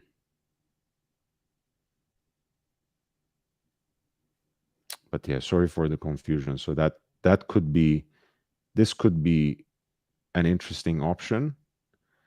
Um, I think they have something similar in the 50 fathoms case as well, or they used to at least. Um, whether it is still in the lineup, I don't know. I don't think so. But if it is, that could be lovely as well, and that will be a little bigger, um, but probably also more expensive. They have a more complicated watch, so we might go back to that. We might have to go back to that if they don't have the same movement yet. So they have the complete calendar chronograph, so triple date and chronograph in the 50 fathoms version, but um, that will be a little more expensive. So that's 25. You have the date, day, month, moon phase, and a flyback chronograph. Uh, you're getting a lot of watch for the money. Let's look and see what we find as a deal on the secondary market on a watch like this, because this is actually quite a killer watch, and that this is a 45 mil. Um,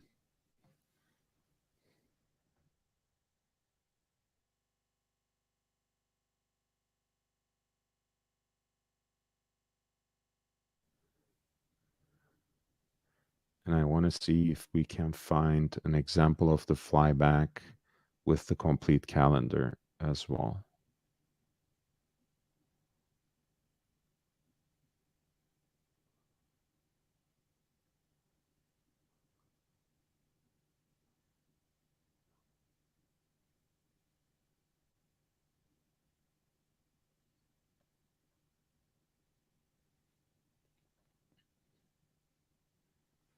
This is a great deal.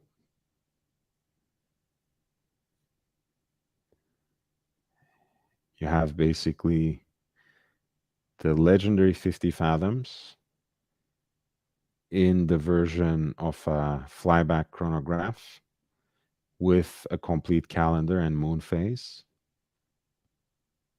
and right under $18,000.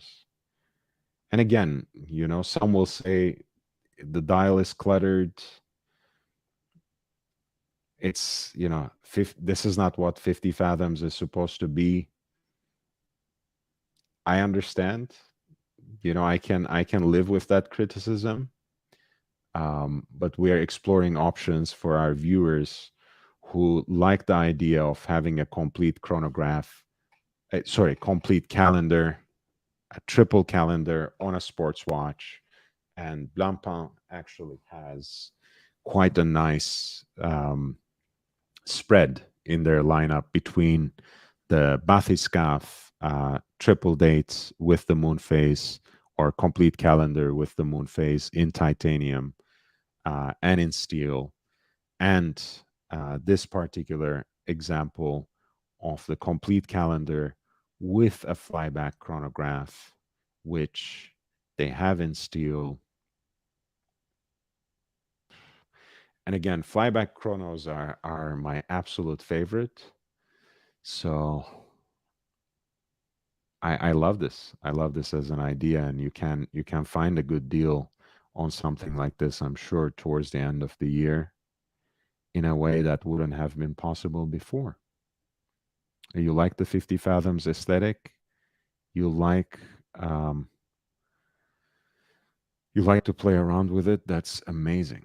Um, Bob, you can find these in the secondary market. That's why I pulled up the Chrono 24.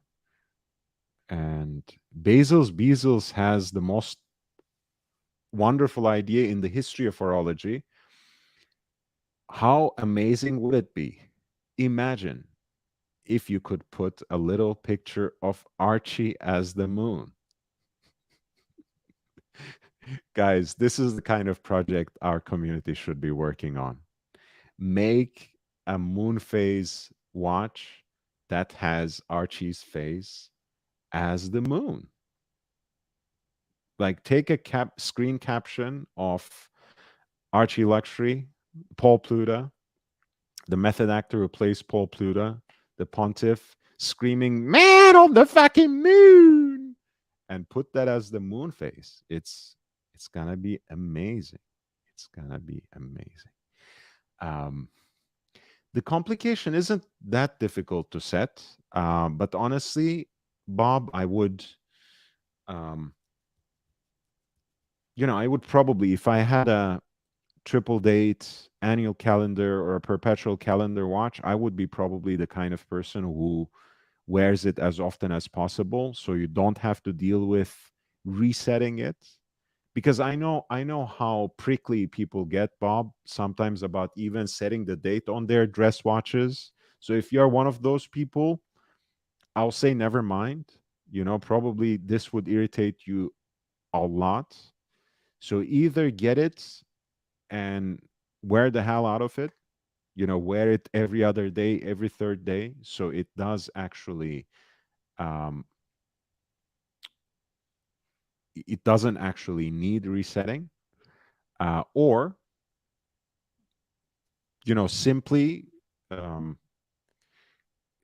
don't get it if if you don't like resetting things. It's not impossibly difficult, but knowing people complain about um,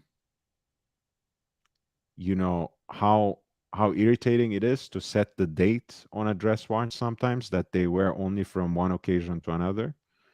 I can imagine that this would be the kind of watch that would be a nightmare for some people. So in that case, either get it and wear it every other day or every 2 days because it has a power reserve of just 40 hours, or simply, if you um, if you think that would be a problem, just know that it's not that difficult to set. Whole Milk says, if you don't mind perpetual instead of annual, JLC Polaris Perpetual looks beautiful. That might be the official watch of the Untimely Meditations channel. I know, Whole Milk. That's actually a watch that I obsess about every so often. So why not um, bring it up now since we are talking about it? This is the watch Doctor Strange wears when he's not in character, when he's not Doctor Strange. This is the watch they actually advertised on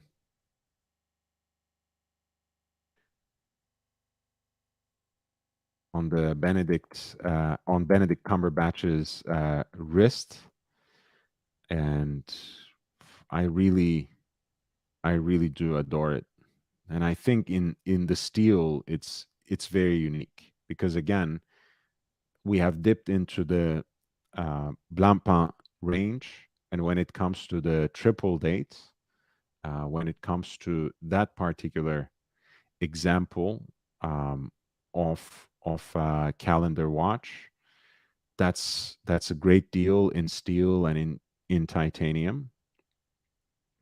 But there are not many perpetual calendar sports watches in steel that you can wear on a full bracelet, wear on a rubber band, um, and really wear.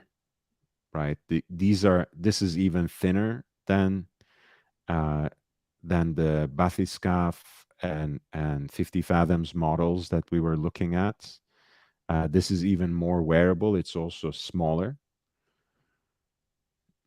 and it's just an amazing watch. But I would, when it comes to this particular model, it being a Jaeger-LeCoultre, I would wait even a few years down the line until they really fall onto the secondary market. And this would be the kind of watch to get a great deal on when the right time comes.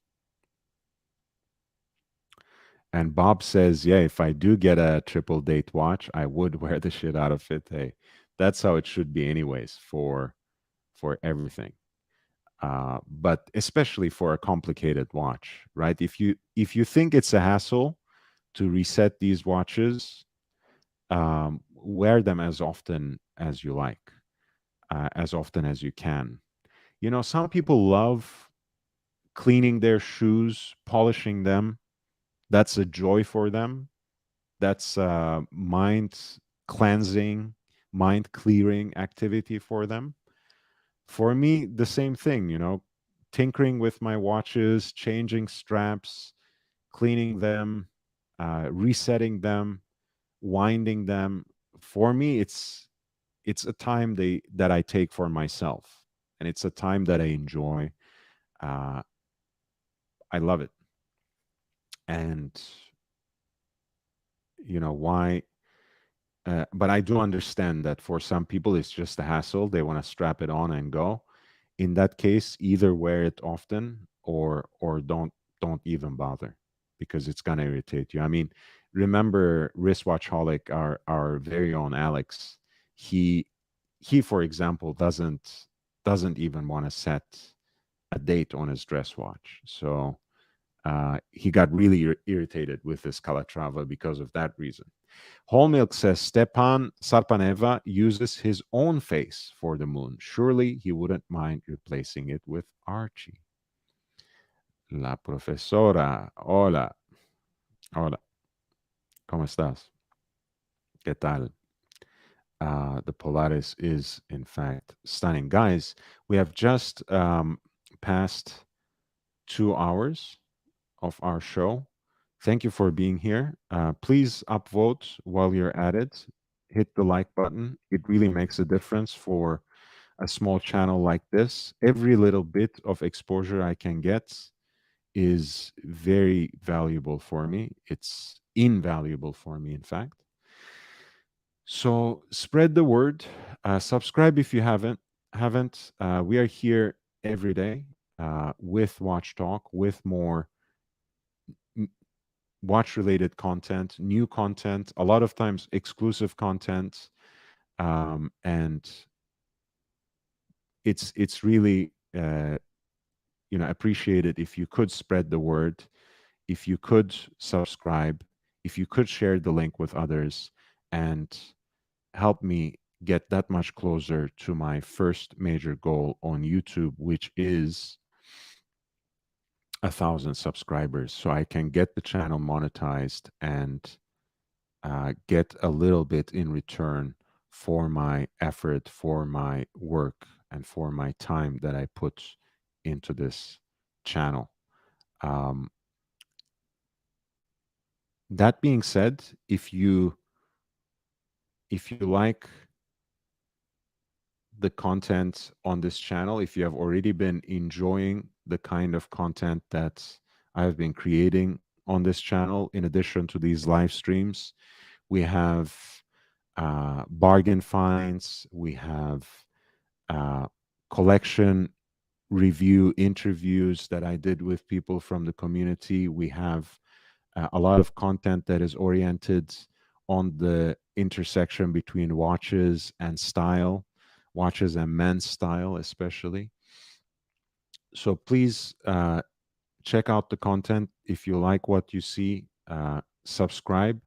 And most importantly, if you do want to support what I'm doing here before I get monetized, if you want to contribute uh,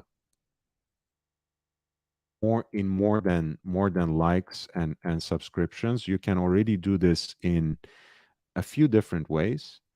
Um, I have my PayPal, which is lordhellespontv@gmail.com. That's lordhellespontv@gmail.com. That's also my primary point of contact. So if you want personalized content, if you want to ask for a specific kind of video, please send me a message there with a corresponding PayPal contribution, and I would be happy to put it out there for you uh, in a very timely manner and putting a lot of care and attention into it. Um, you can also use my Cash App, which is at $LHVVV, $LHVVV. And I've also made a Patreon recently with the explicit goal of increasing the quality and quantity of content on this channel to allow me to dedicate more time to this channel. So my first goal for that, if I raise enough contributions, is starting next month to have 2 additional live streams per week earlier in the day for people for whom this show is either too early or too late. So people in the UK, people in continental Europe, people on different parts of the US, on the East Coast, in the Midwest, for whom, again, this late show is not really um, appropriately timed. So if you can help me do that, you can already click one of those links in the chat. You can also follow the information in the crawling ticker, and it is also included in the video description. So I really, really do appreciate it. Big Sal says, upvoted, insightful, and entertaining program. Keep up the great work. Thank you so much, Big Sal. It means a lot. Thank you for your support and for your kind words. So this is another watch that I've had on my radar for a while now. Um, I've increasingly fallen in love with it. This is the Black Bay 58 bronze, and I think it looks actually gorgeous on the canvas strap that comes with it. And I know a lot of people, of course, prefer it on the bronze bracelet because that's pretty rare, right? And you want probably for this kind of watch to patinate age evenly. I'm talking about the case and the bracelet. Um, and I understand that. But um, I think it's a great look, and I would love to see it on a strap, like maybe a kind of vintage looking and even distressed leather strap. I think it would look great on a watch like this.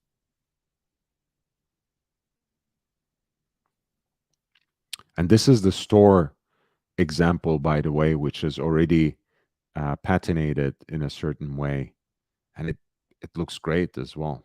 I love it.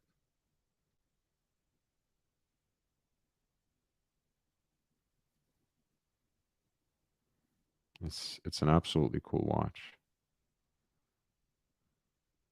I did see the Ranger. Yes, that's what I'm bringing up next, JB. Did you see the promotional material that I showed? That was kind of tipping the hat to the British North Greenland expedition. That's what they had in the Tudor boutique some advertisement from there, and that picture they shared also in promoting the new Ranger.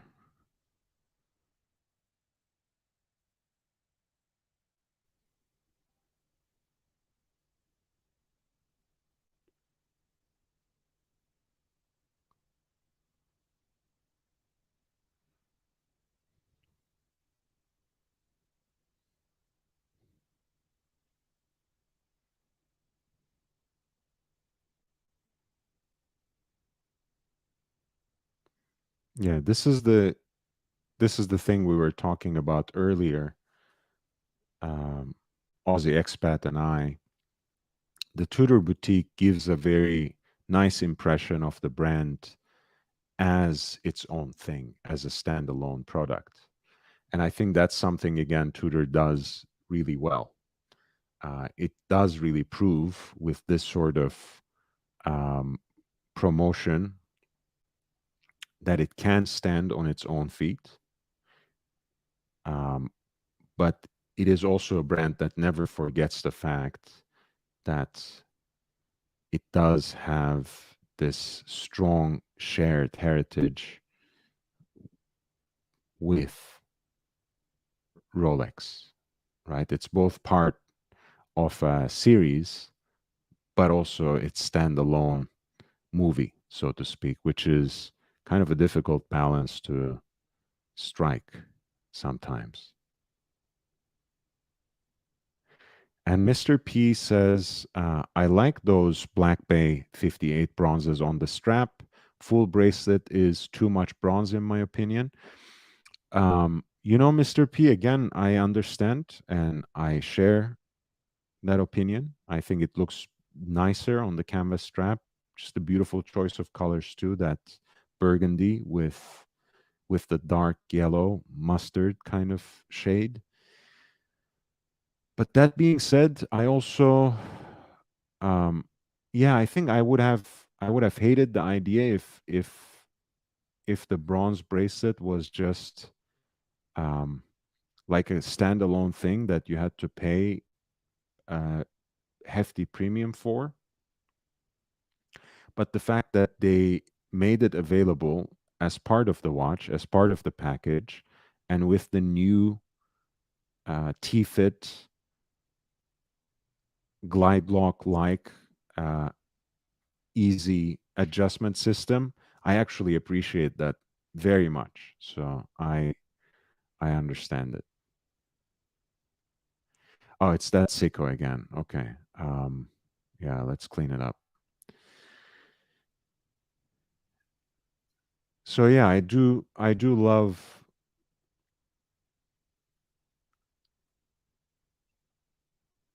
the BB58 bronze simply on the strap, but I think the bronze bracelet is added value. Um, I might not prefer the look on that way in that way, but I'm not gonna I'm not gonna get mad that they provided a full bronze bracelet at that price point with an easy adjusting clasp that goes with it. Yeah, I think it's really great. It's a very appealing, very handsome watch in either version. But my preference too is absolutely strap or even a leather band. I think again, I think this would be a great watch to wear on a leather band as well.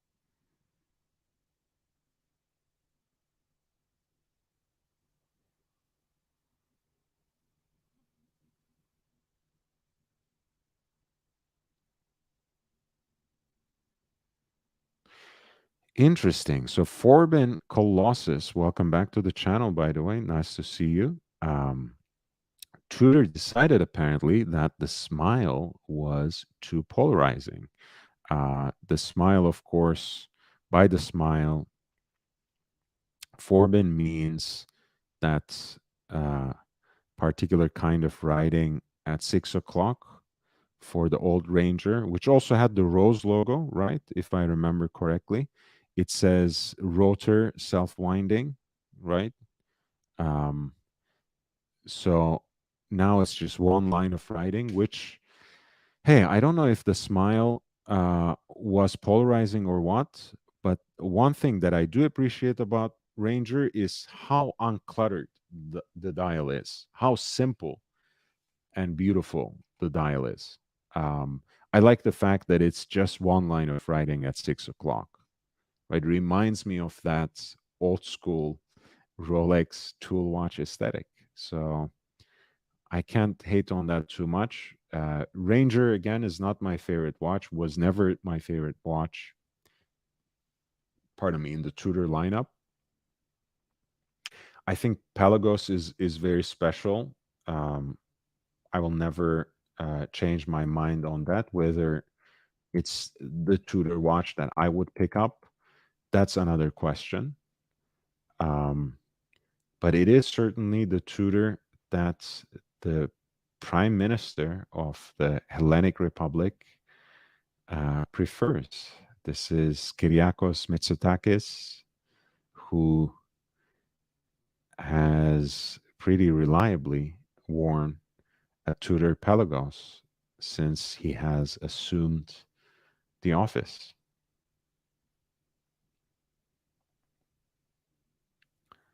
Yeah, Pelagos is a cool watch that I also found this picture from 2019 where they had a little event with David Beckham where he had his first experiment or first experience in free diving wearing a Tudor Pelagos over the sleeve of his wetsuit.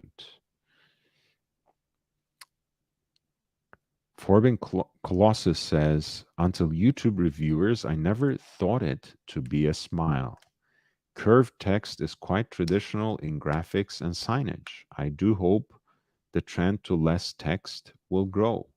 Um, yeah, I mean, it's not really a bad thing either. I don't know why people, when they notice a smile on a watch face, I don't know why that's a turnoff for them. I have tried the Pelagos before. I don't have any wrist shots or wrist rolls. And at any rate, before I upload them to YouTube or before they go through a filter, I'm sharing the raw stuff from the boutique and from the cell phone. So it's a little, the quality is bad anyways. I don't think it's cartoony. I think it's actually quite muted. Um, if you have seen the Smurf, like um, white gold, blue face Submariner from the previous generation, the dial is more similar in color than to that than any other blue Rolex dial. That would be my closest example to it. From other brands, I can't really immediately think of an analogy. I think the LHD is great. It might be my obsession with the red writing. I think that's a nice aesthetic as well. Um, it's it's inverted, of course, but on a diver watch, I think it looks fine. I don't think it disrupts the aesthetic in any way. So for me, I like the blue. I like the blue titanium full bracelet. Um, I think that's the Pelagos to get, in all fairness. Um, but there's much to love about the LHD as well.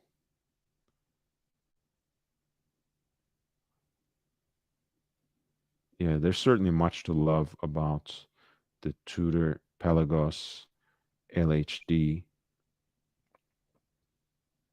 That's also a beautiful watch.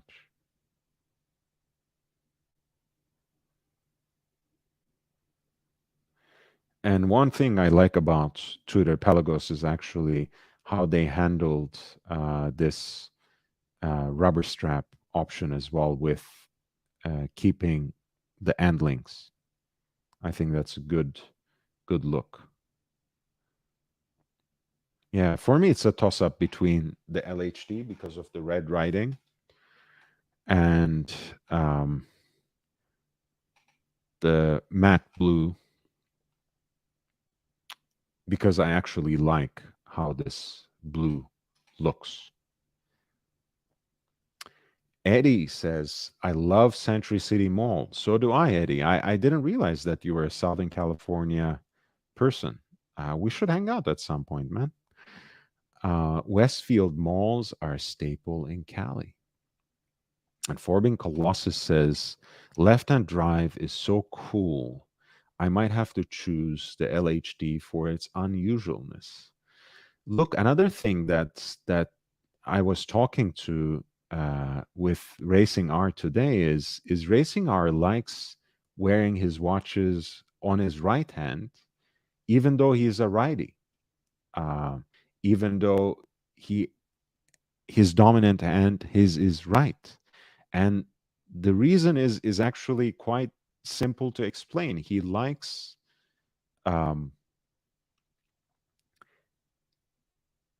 he likes the watch to get in his way in a way, right? You know, he likes the watch to be on his dominant hand because he thinks that enhances his experience of that watch, since he does most things with his dominant hand, with his right hand. He gets to see and interact with his watch, uh, and just feel it and see it more as part of his day. So he wears it on the right. So with the LHD, you have a nice watch to have an excuse to actually wear on your right hand, whether you're a righty or lefty, doesn't matter. Which is not to say that you can't wear it on your left hand. You obviously can. But I think this is, again, unique and quirky enough in just the right way that it does qualify as a very interesting option. I love it, honestly. Both the LHD and blue. For me, it's the um, for me it's a toss up between those two. LHD date on the right is smarter than what Rolex just did. Hey, that's what Rolex used to do, by the way. When Rolex had, look, Rolex Destro Diver, for example. When Rolex did in the past, when they had, mil spec, military issued watches. Let's see if we can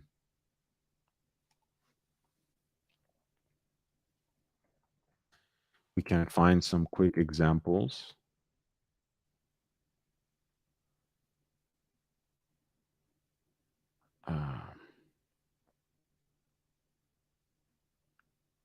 There we go. Jake's Rolex World.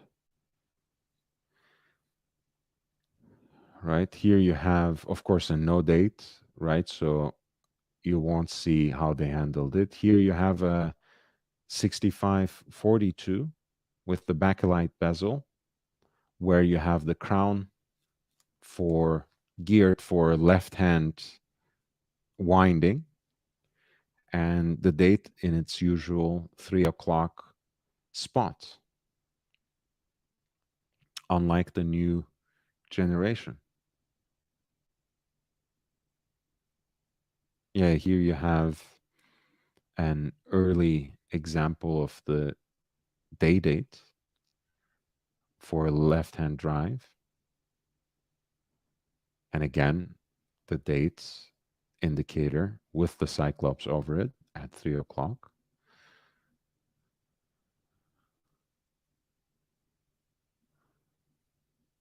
So you have a number of different examples from Rolex's own history of these uniquely produced, more rare models that were always made and executed in the way that Tudor Pelagos LHD is. And unlike the new GMT Master 2 Sprite, let's say, is made. So unique pieces were actually executed more in line with the Tudor Pelagos LHD aesthetic than the new GMT Master 2 Stripe. Oh yeah, yeah, absolutely. If you are seeking the lightness, I think you will enjoy wearing a full titanium bracelet watch. For people who want the heft, who want the weight, who take a certain pleasure from wearing a robust, hefty watch on their wrist, whether as a tool watch or maybe you like the weight of precious metal in a dress watch, then a titanium watch might be actually the opposite experience for you and not necessarily pleasant. But if you feel that heavy watches are constrictive, um, I think you will benefit from having a titanium watch. I think you will enjoy it.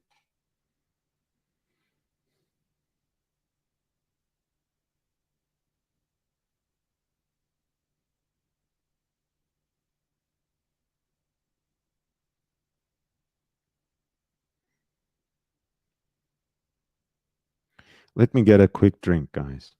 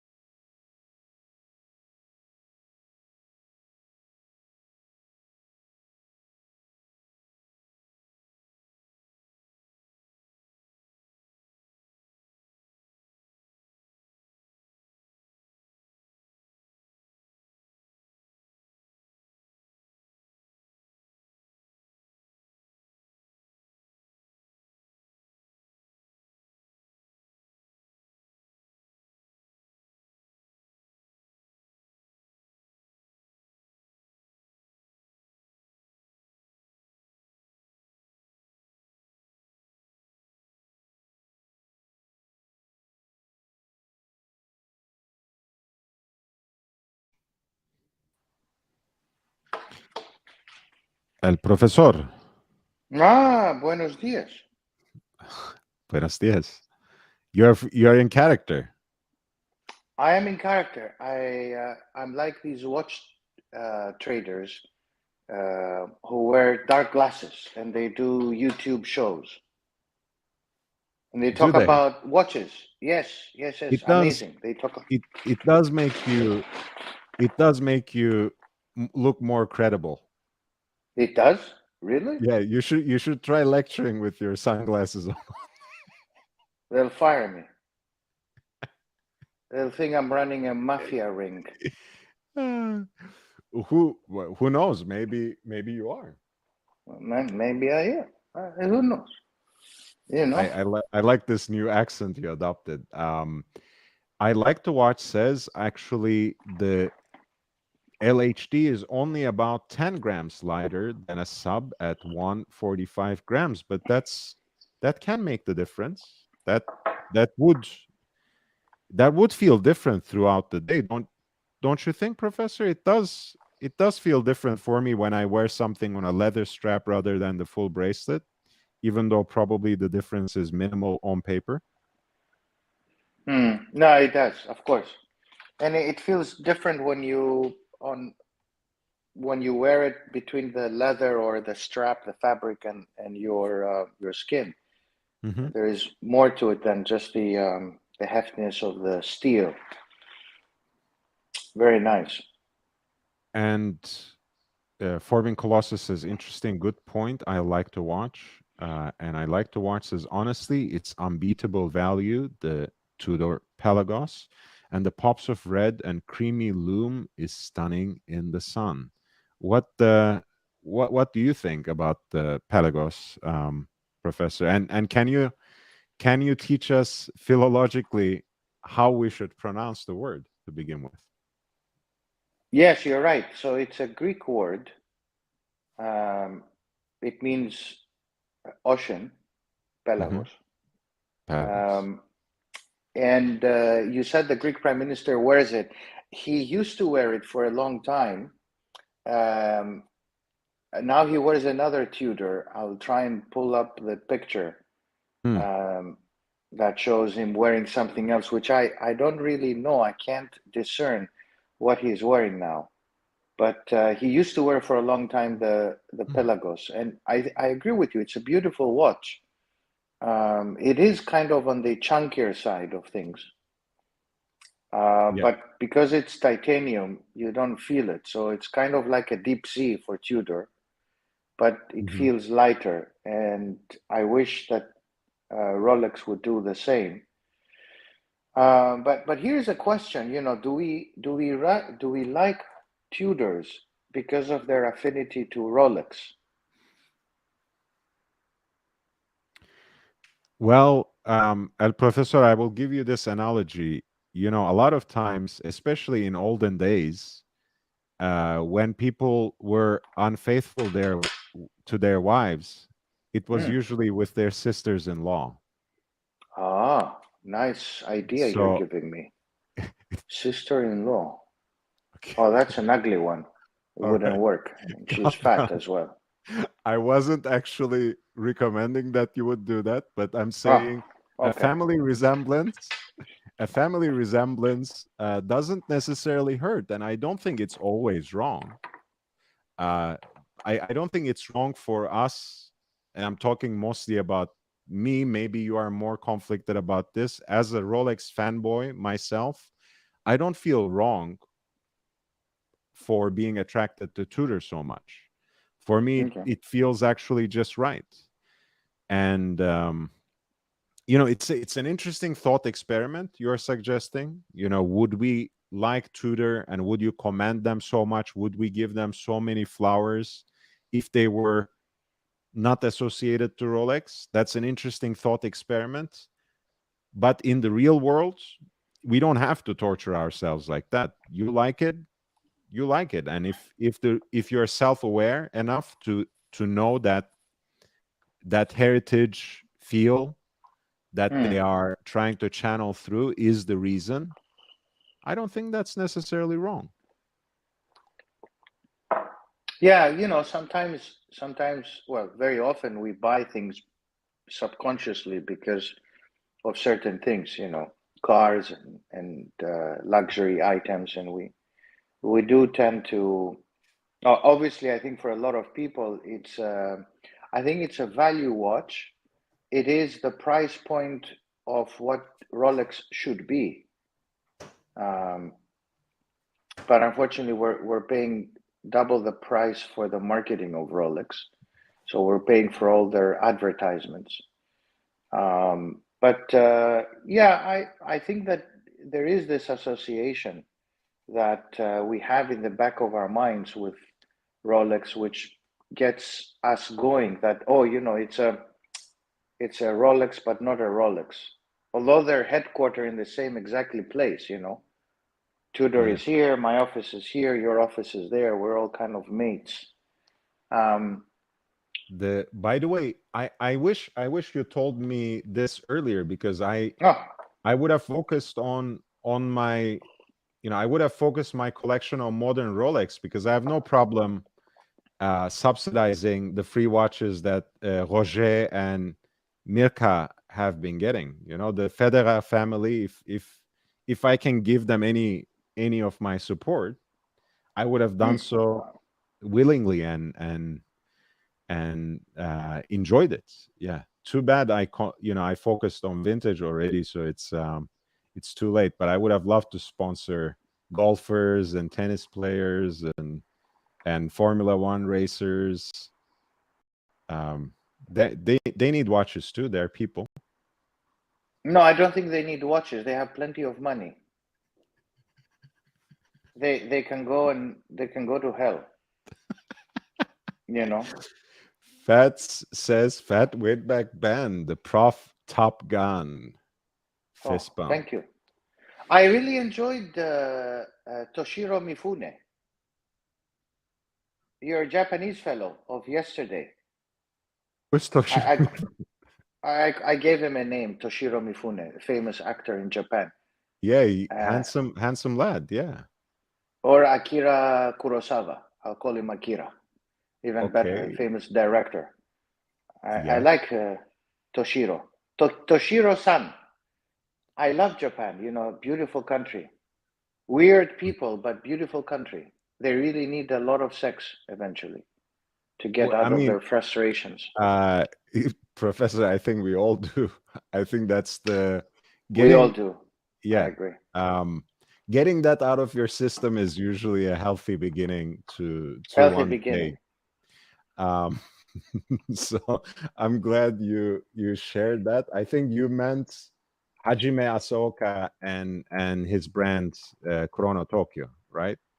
No, and the gentleman you had who was speaking about it, he was speaking about Blancpain, and also he spoke about the brand, this Japanese brand, this gentleman. So I called him. That's Alex. That's Alex. Alex. Oh, Alex. Okay, I called him Toshiro Mifune. You can call him Alexandros if you want, but yeah, Alex would work. He wouldn't sound like Alexandros. He's more like a Toyota guy. But he's great. He's a wonderful, great friend. Wonderful person. I have a lot of respect for Japan and the Japanese. It's a beautiful country. He's Korean. Be careful. Korean. They won't like that. Okay, yes. Fuck the Japanese. Let's go to Korea. No. Wonderful country. Hyundai. Don't do anything to Japanese. But okay. He's Korean. He might not like Korea. Wonderful country. Beautiful country. Excellent cars. Hyundai, Kia, shipbuilding, manufacturing capacity. Fantastic people. Love their food. This thing with kimchi is like unbelievable. Yeah, Korea is beautiful. They have very high suicide rate. One of the highest amongst students. I think they have the highest. So they need to control Professor. that. Do we need to call the hotline, because you have been mentioning suicide quite often recently? Oh no, don't. I'm just saying, because I have a few students who are Korean and they seem very proper, but at the same time they work a lot. And I tell them, life is not just about grades. Move on.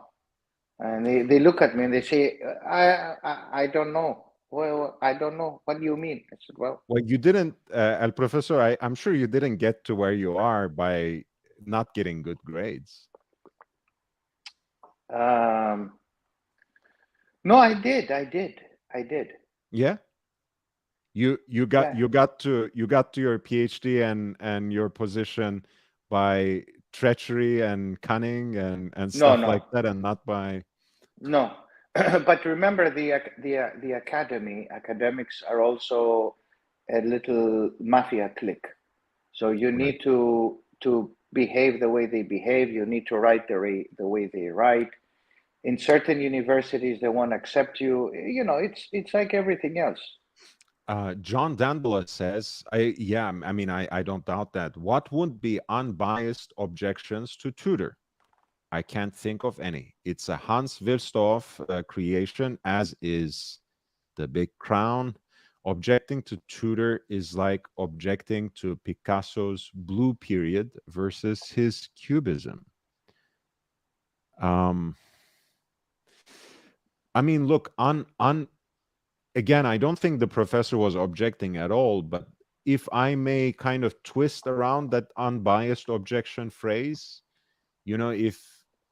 if we thought of it as a non-Rolex creature, as something that was entirely unassociated with Rolex, and had different sorts of designs, but the same focus on basically its manufacturer calibers, its in-house movements, the same focus of a vintage vibe that was, let's say, a little more generic, and not necessarily Rolex oriented or exclusive. I think my objection would be, I would say, yeah, I would like to mark off about 1,000 to 1,500 from those tag prices. That would be my only objection. I would say they should be cheaper. But since Yes. it is connected to Rolex, I think we give them a little more leeway in having those prices. And again, for a luxury watch, it's still affordable. They are practically all under $5,000. It's the kind of money that you can imagine someone saving on a salary and investing in that one and done luxury watch. So I like Tudor, but I think they could have been cheaper if they were not affiliated with Rolex.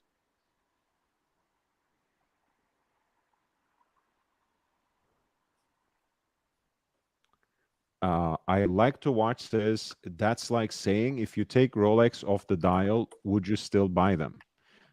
Exactly. And I think, again, that's why I said I like to watch. It's as a thought experiment. Let's roll with it. Let's think about it. But in the real world, I think it's unfair as a criticism, because there's nothing wrong with liking Tudor for the family resemblance. It just makes sense, actually. Probably not. We wouldn't buy them because we're all brand snobs. Yeah, I think so. I mean, especially vintage Rolex. Can you imagine? We would dabble in that stuff if it didn't say Rolex on the dial. Yeah, I agree. I like to watch. But as a thought experiment, I think it's fair, and that's my criticism, or that's my thought. If Tudor weren't affiliated with Rolex, I would like them to be cheaper. Period. And I think we often look at them more seriously because of the affiliation. Mm-hmm. That's clearly the case.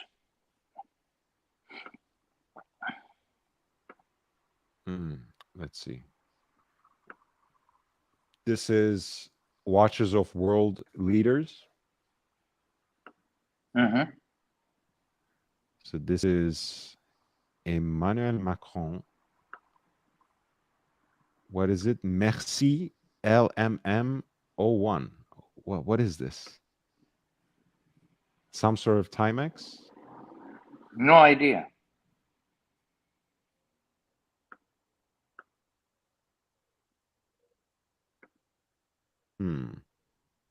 Fascinating.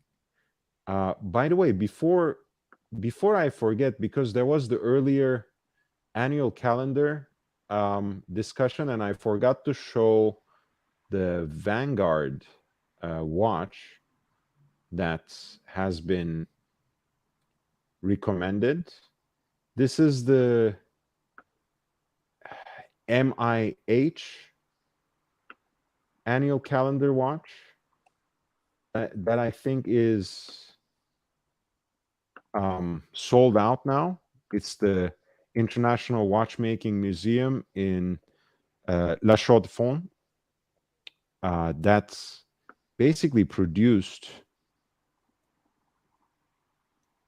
these unique pieces that is very avant-garde, very minimalist. It has that minimalist Bauhaus aesthetic, a little off the wall, I know, but again, if you are into this sort of experimental thing, it could be an interesting annual calendar watch to have. And I think Naoya Hida, the Japanese watchmaker, has one of these as well. And it also has like a 30 minutes chronograph counter in the back as well. So it's kind of an interesting experimental piece. I know one of our viewers brought it up earlier, so I wanted to take a look at it. This is the MIH annual calendar watch. It's Musée International d'Horlogerie. I think it was made between the years, 05 and maybe 18 or something like that, but it's not, I think it's out of stock now. Anyway, so back to our world leaders. Yeah, I'm not a huge fan of Macron, and I'm not going to get excited about his watch. The Tsipras didn't wear Pelagos, I don't think. Yeah, I don't know what he's wearing.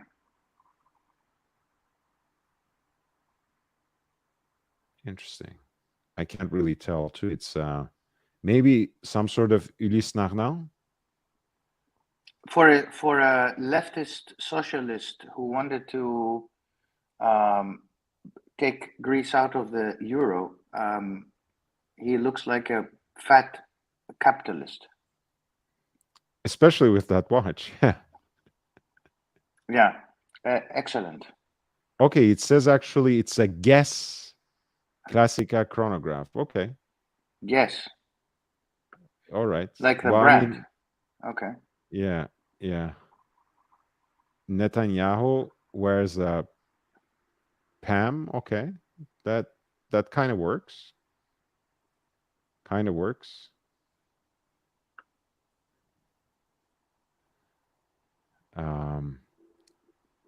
King of Netherlands. Another poor guy.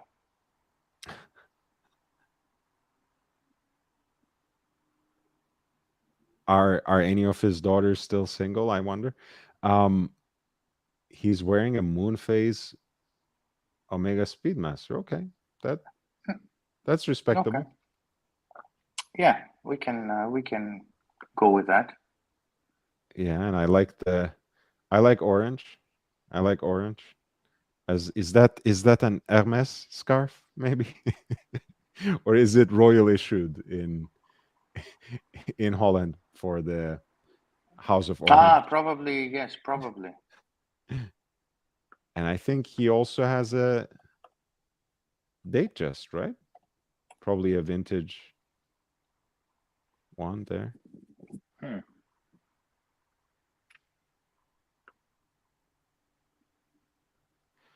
All right.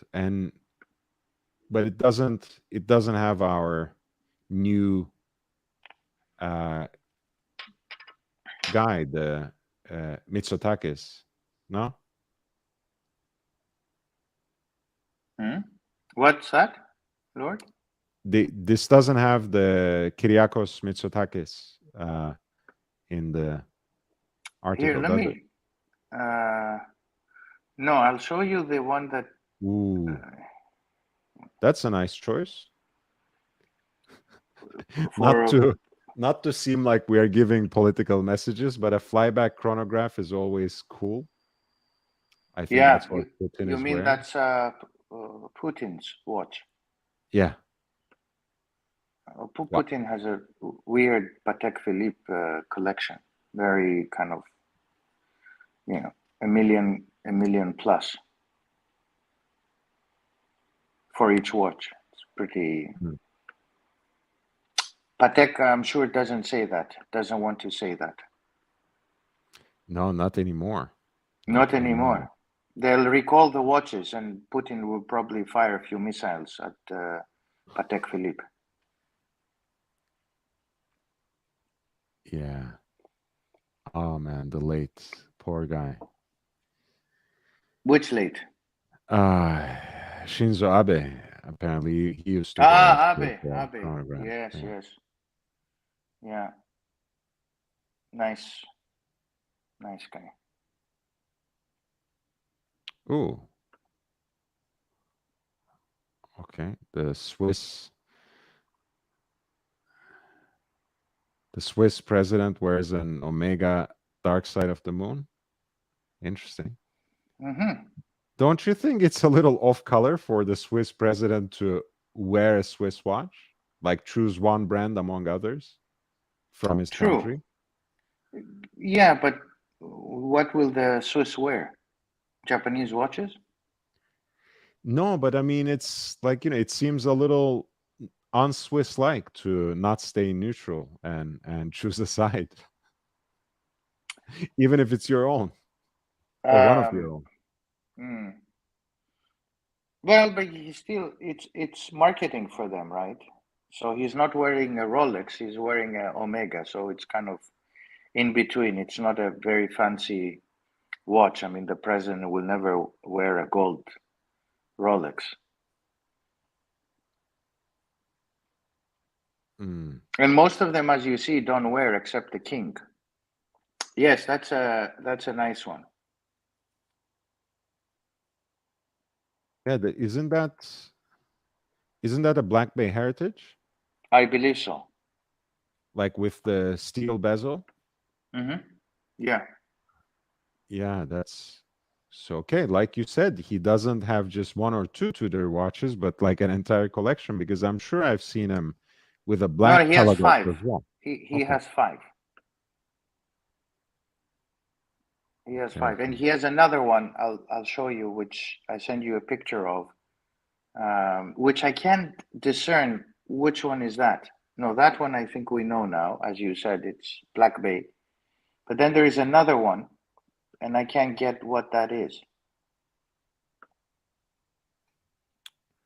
And he wears it on like a NATO strap, right? That's what it looks like Yes, yes, yes. from the keeper here.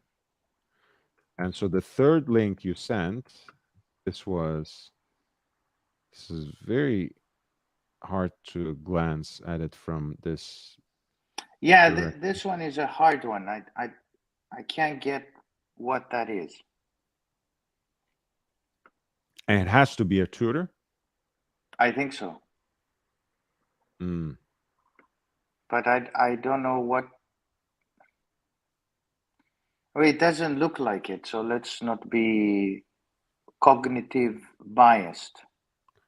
Yeah, it doesn't look like a Tudor at all, actually. But I wonder if there are any. I mean, it's a 40-minute thing, so I'm not going to go through the entire one, but we might be able to get a better Actually, he glance. speaks it's in English, so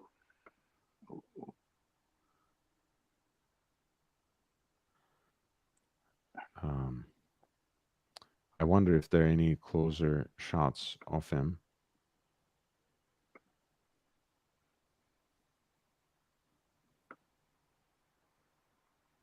Mm.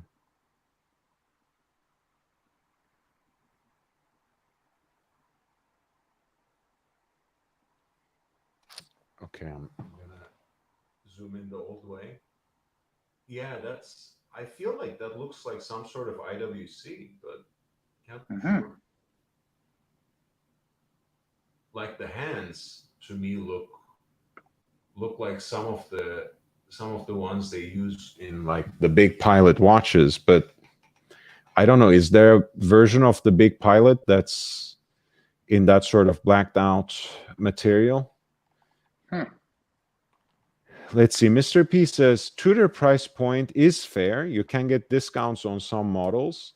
I didn't mean to say it's not fair, Mr. P, but I was imagining a scenario where they wouldn't be connected to Rolex, in which case I think it wouldn't be fair.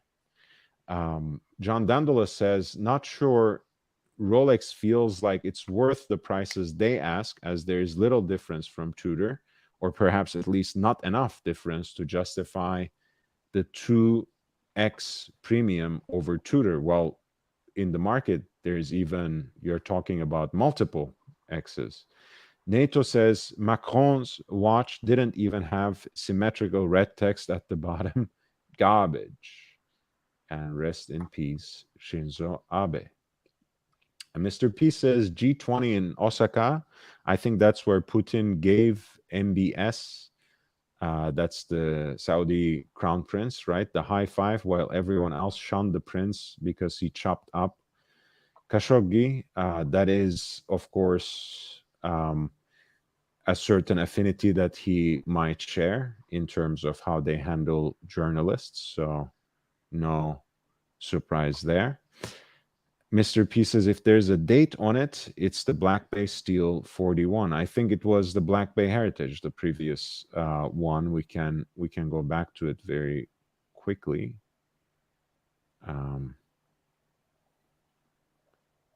Yeah, it seems like there's a date on it.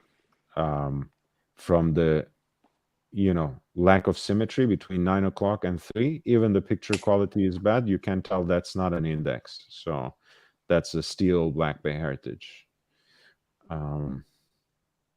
But the other watch, I have no clue. It doesn't look like a Tudor. Perhaps, yeah, it certainly looks like either a PVD coated or a titanium watch. Maybe he does like his titanium watches, right? It makes sense.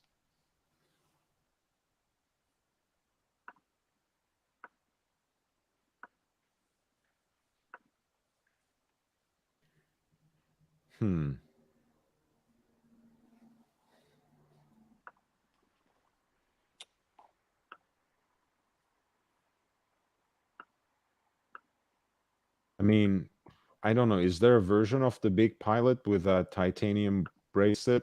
I don't think so.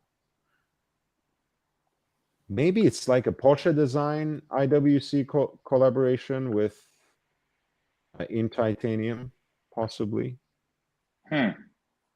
Not the chronograph, but they made some other stuff.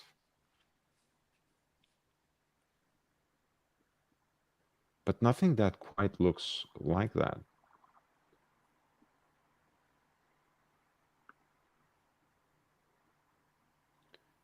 Yeah. Can't tell, really.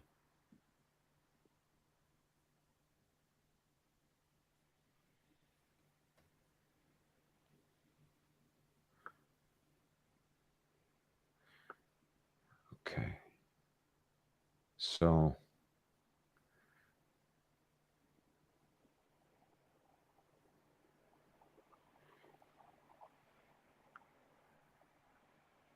it does seem like it's a Black Bay 41. Forbin Colossus says, makes me wonder what's the least appropriate watch a head of state wears. By what metric or by what kind of judgment, Forbin? Because again, I think I like the fact that the professor shared with me the story of the Greek prime minister right now and how he basically demoted his watch collection as he rose up in the political ranks, precisely because he was worried about what would be considered appropriate, right? He thought that his Rolexes and APs would attract too much attention. And of course, negative attention, usually, when you see it in heads of states, pardon me, up and coming politicians, it's usually a bad sign, right? I've never seen the press giving a politician the benefit of doubt if he wears an expensive watch. And that was the reason, apparently, that Mitsotakis built himself an entire collection of Tudor watches, because it's a style of watch that he likes and enjoys, clearly, but it's also more discreet, less recognizable, and certainly still belonging to the realm of luxury for many. That's a very recent picture, a few months ago, where he met the Turkish president. Yeah. Well, So he wears the Tudor Pelagos with the bracelet. I don't yeah. know. I mean, I think the most ostentatious leader in terms of price point is Putin. Putin wears the most expensive watches. Yeah. Yeah, because he doesn't care. I think that's No. one thing. He Yeah. doesn't have to care about Yes. perception, about public Yes. opinion. Yeah. I mean, you lead the country. You're a dictator, and you just wear whatever you want. So you go around with that. Yeah, I think he's the most ostentatious. The others just are very market savvy. So Mhm. the most they would go is with Biden wears the Omega and the Datejust Rolex, but that's a steel one. Most would stay away from gold pieces, and Mhm. you would see occasionally ministers wearing around the world two-tone pieces Rolex, but never, gold. It doesn't look good. I mean, of course, in Africa, you might have some of the leaders wearing ostentatious pieces, but the Zuma of South Africa used to wear a president. I think it was a yellow gold, and at some point I saw him wearing a white gold or a platinum, as a friend of mine calls platinum. But platinum has gone so much down that you only buy it for calling it platinum, Mm. right? You don't buy it for the value, because now it's like, what is it, $800 an ounce platinum, and gold is at 1,700 per ounce. So might as well buy copper watches or bronze. So Is that I think is that a dig on me, Professor? no, I really like the bronze. I really like it. In fact, I would ask you, if I were to choose a Tudor, which one should I get? I will ask the audience based on What what are they the think. options? Let's do a Uh, poll. let's do a poll. Yeah, let's do a Democracy. poll. Democracy. Democracy, yes. Fake democracy. Which tutor should El Profesor acquire? So what are the options? What did you have in mind? Um, yeah, one. I don't know. I don't know. Okay. Is the Black Bay 58 in black or bronze an option, or But what do you I guys like think? the bronze. I like the weirdness of the color, because people will not figure it out. Is it gold? Is it this? Is it that? Did he put it in the washing machine, professor, and came out looking like this? What on earth is he wearing? So it's a nice noise around the watch. It creates a nice noise. I Mhm. truly like the Pelagos. It's a very nice watch. The It's blue like or black? no, the blue, because it Okay. goes with the Pelagos. Pelagos is Right. blue. I mean, black is like you're going into the English Channel and you die. It's the sea there is like green, mushy, and polluted. I don't know how English people swim. I mean, today it's going to be the hottest day in the United Kingdom, and people are going to flock the seas of the UK, the shores, and Mhm. it's just so dirty, the water. I mean, it's just poo on top of poo. I mean, it's just polluted. Anyway, people are people, very irrational Um, animals. by the way, there are a few very interesting observations. Forbin clearly knows his sartorial standards from the previous picture. He says the prime minister has no shirt cuff showing, a bad trend in my opinion. I agree. On the other hand, um, wearing a watch like Pelagos, you probably have to get your shirts tailored or at least arranged properly Yes, for it to slide under the cuff, because Pelagos is, even in titanium, of course, that doesn't affect the thickness. It's a chunky watch. So for it to slide under the cuff, both your shirt and jacket sleeves need to be properly arranged minimally, if not cut accordingly.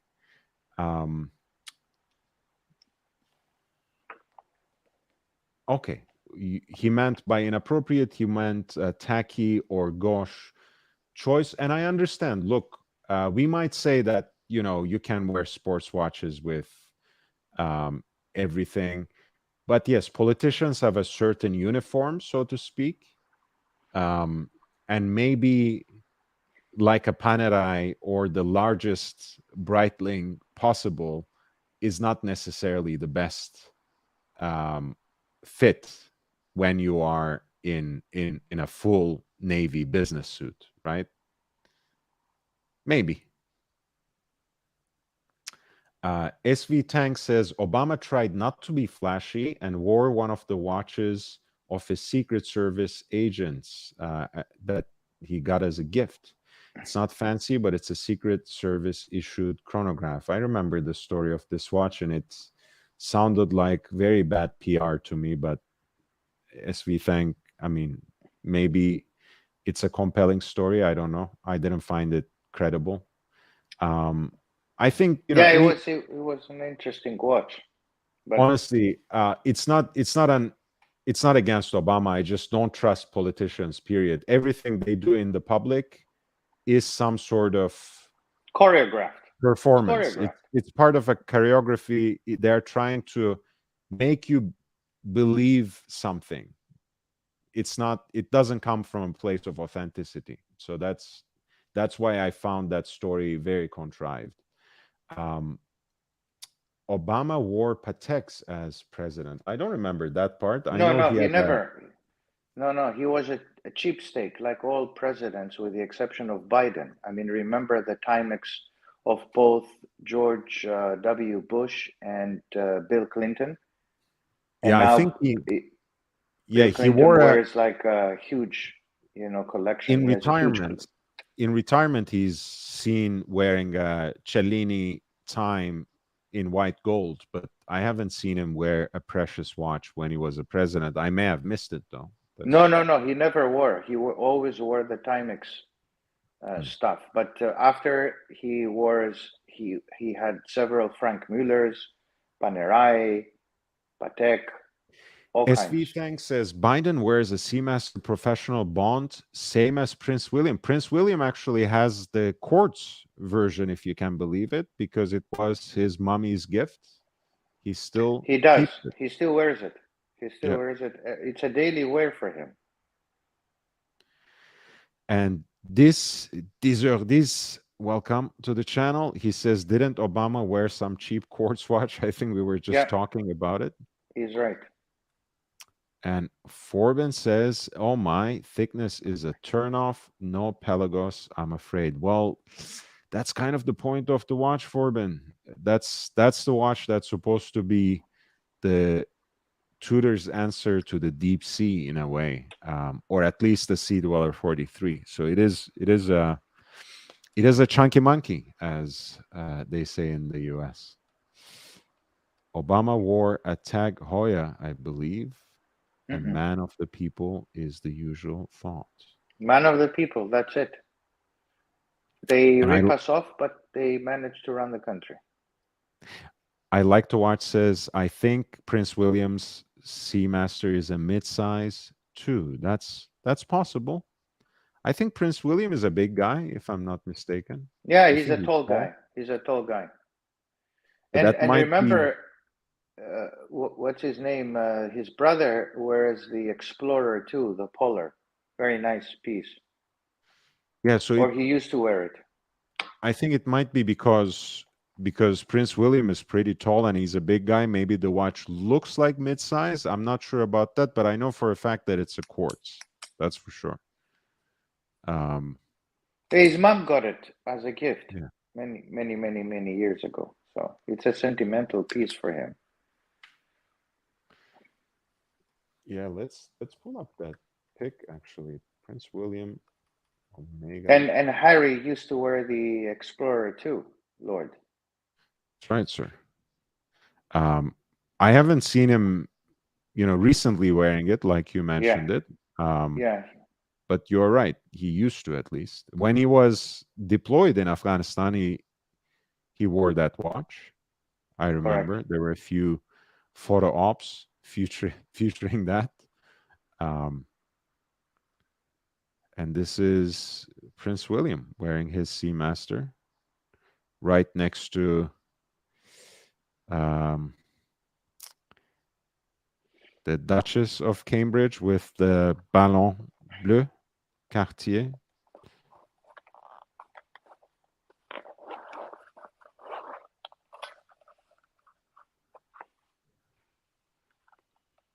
And this is Prince Harry wearing that Explorer 2 orange hand.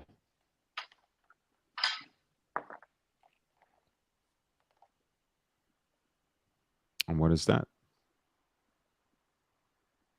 It's a I tried on this watch today, the Breitling Aerospace. Yeah. Mm. Yeah, because I met with a friend and a member of the audience and Archiverse Racing R, Mr. Breitling Collector. So he brought he had his whole watch roll of some of his Breitlings. He had a nice Super Ocean with the concave bezel. He had a Cosmonaut from the Schneider era, the 24-hour dial Navitimer, and then he had an Aerospace, which is a very interesting vibe. It's certainly not my thing, but he made an argument for it that I bought into somewhat, saying that it is the tool watch of that time. It is kind of the natural evolution, as it were, of what Chronomat started as, which is kind of a computer on the wrist ethos. So I understand. This is me with his Cosmonaut. Mm. This is the 43 millimeter version.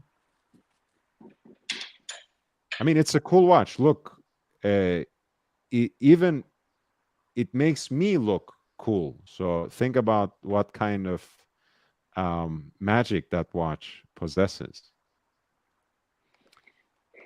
So I like that one. And this is his Super Ocean. Mm. Little bit of an artistic shot there. Nice. And this is the aerospace. Yeah, that Aerospace. he should throw that one. Forget that one. That's garbage.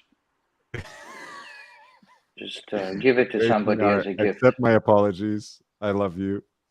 And We love you you. know, We love you. It's only for but yeah, I the love joke.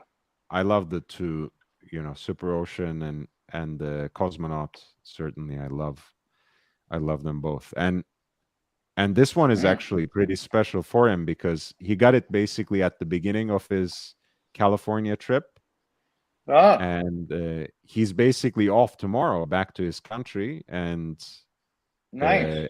he now wore this watch almost exclusively in the vacation and Oh, enjoyed it, went through life with it, good and bad, made all these beautiful memories with it, and now he's taking it back home. It's a beautiful story.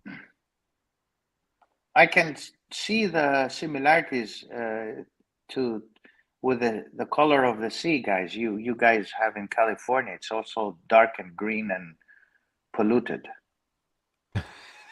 My God, I mean, Uh, and probably cold.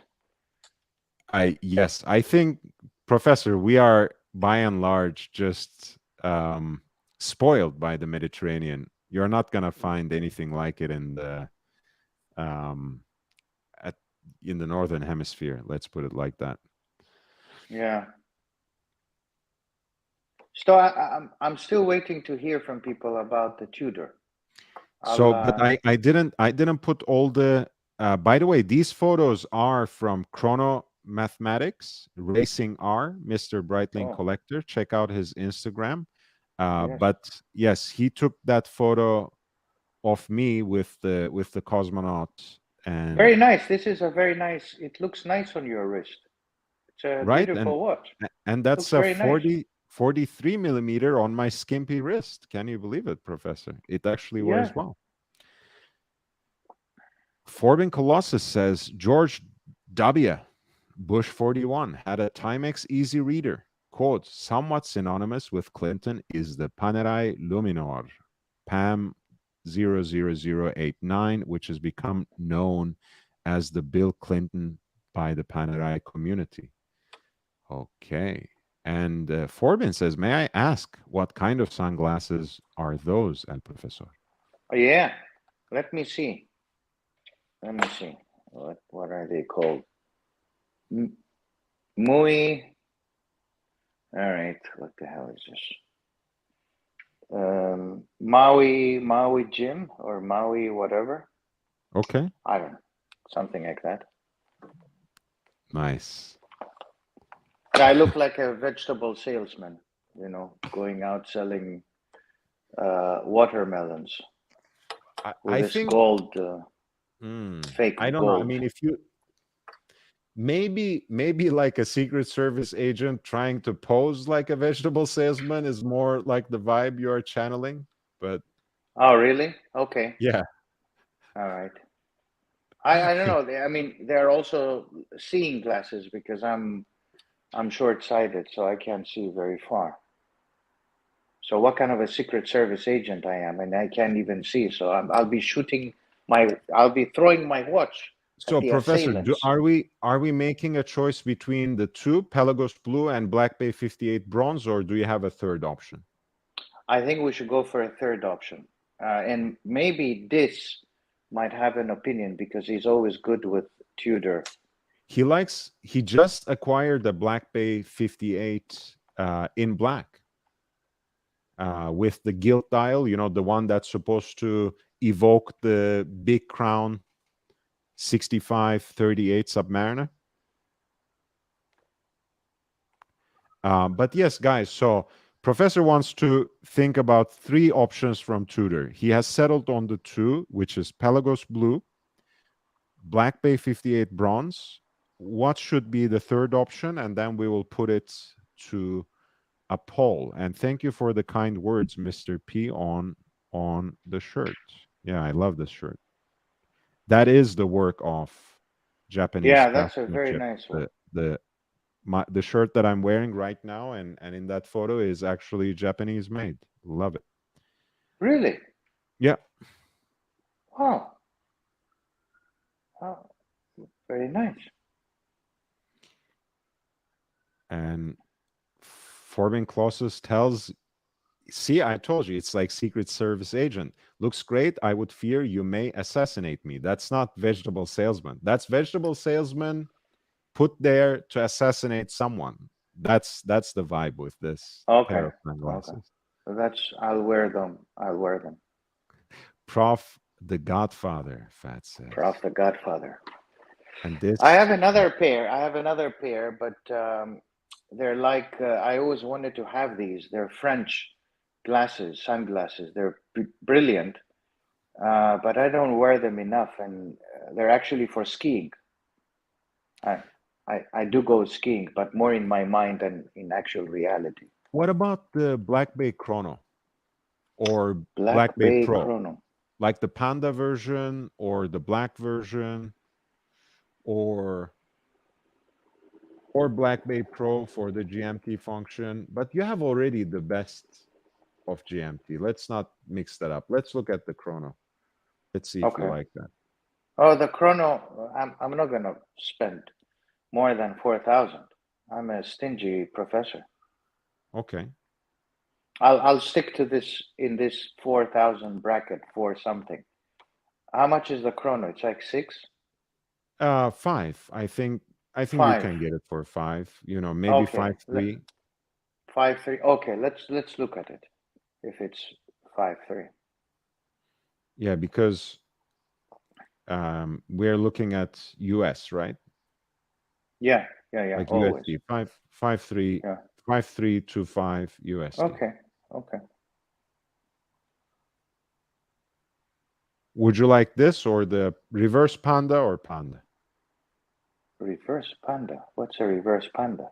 Upside down. So, yeah, this one, black with white subdials Oh is usually no! called This reverse is panda. too dark, too gloomy. Too. My life is falling apart. No. Yeah, I mean, I guess that would be the appropriate watch for me in that case. But yeah, this, how This about is this? nice. This is yeah. This is nice. I love, by the way, that you said a black dial chronograph is my life is falling apart watch. Okay, I'll keep that in mind. So this should be our third option, Tudor Black Bay Okay. chrono. Yeah. Okay, that's very nice. That's very nice. All right, so let's put it to vote, guys. Please tell us which Tudor should El Profesor get. Should he get the Pelagos Blue, Black Bay 58 Bronze, or the Black Bay Chrono Panda? Please help El Profesor with his choice.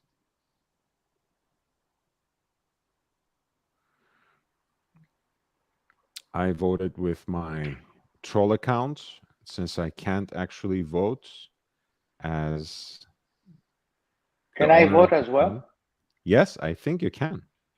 I think you can. Okay. And baby girl says, "Hey there, Professor." And Hello. Forbin was saying, "I was just thinking Black Bay Pro on steel." Well, I mean, Professor has the GMT Master 2, black as his daily wear. I think he has a pretty good thing going on there. Let's get him something different from Tudor.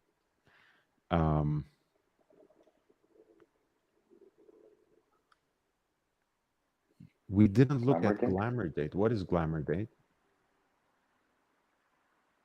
I have no idea. That's a Tudor model.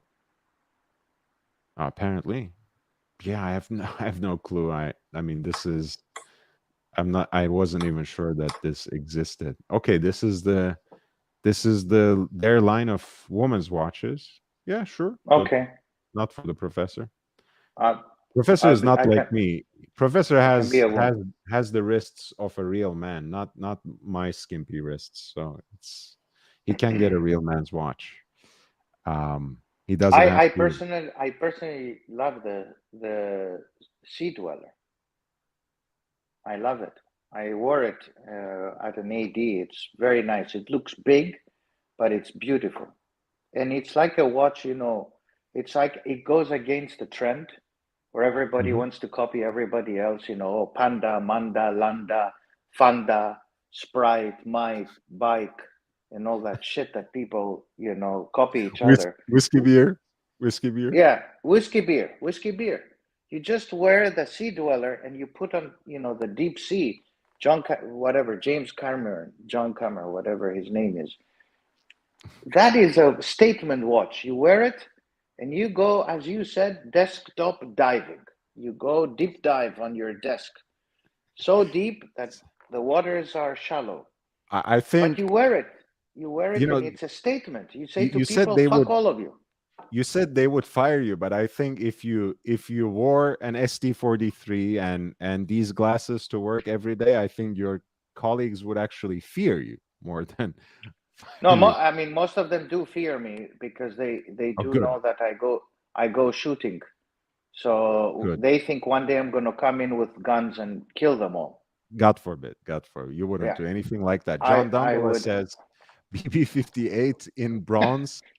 The patina will evolve to respond to your touch points and make it a sort of pièce unique just for you. And that makes it something special indeed. I think John Dandola is in the right mind. By the way, guys, if I do end up getting the BB58 bronze, I've already talked to the curator at the Norton Simon Museum, where they have an entire collection of bronze sculpture, especially a beautiful Henry Moore's. They actually have very specific methods and wax mixes they prepare to protect them from the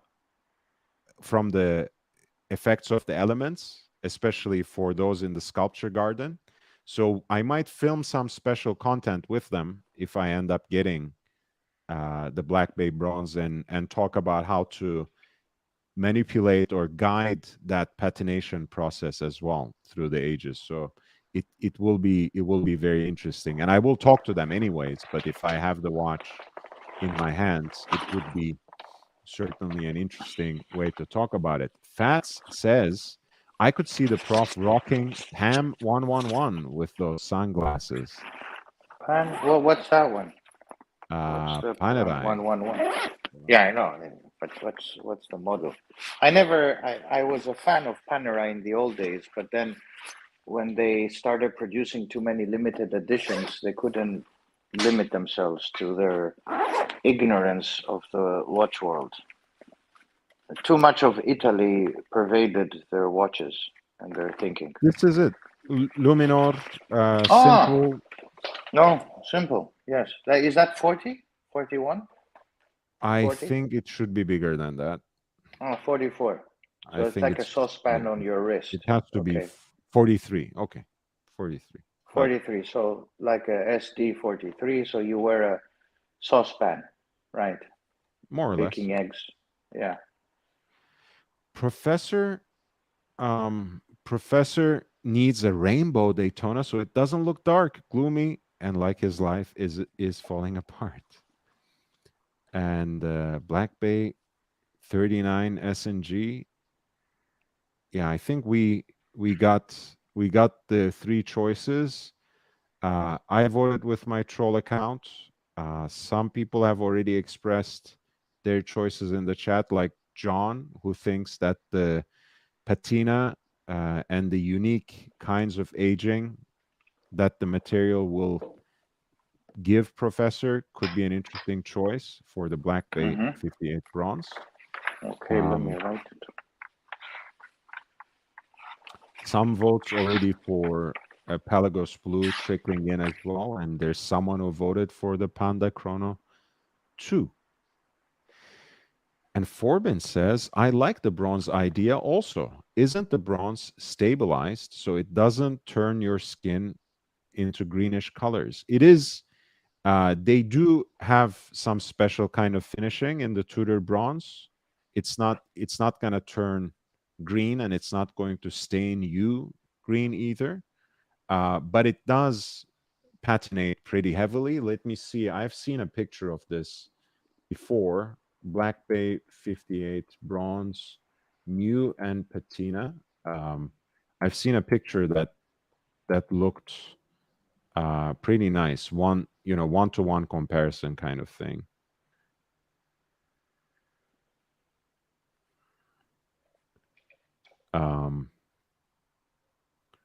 Like someone had put it. Okay, let's pull up.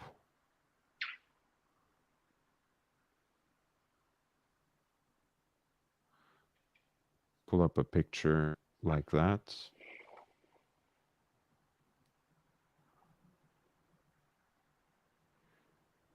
Right here.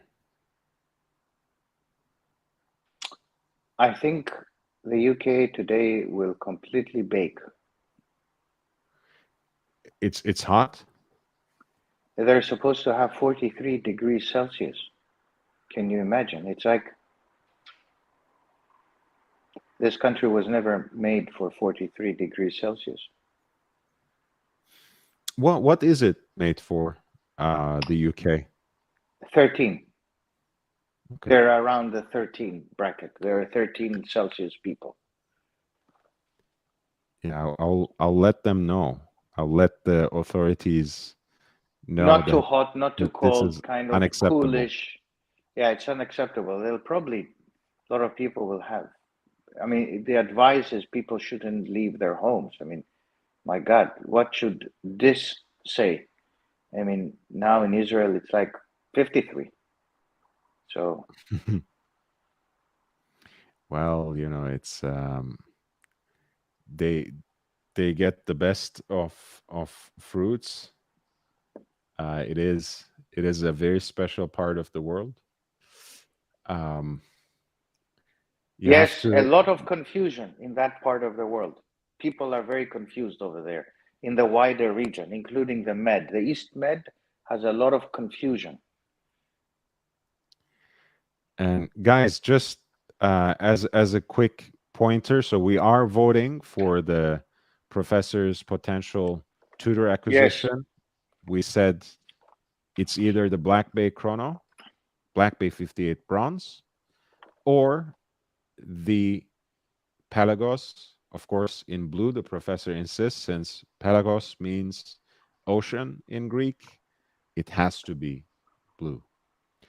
no, of course it has to be blue, and that blue is an interesting blue.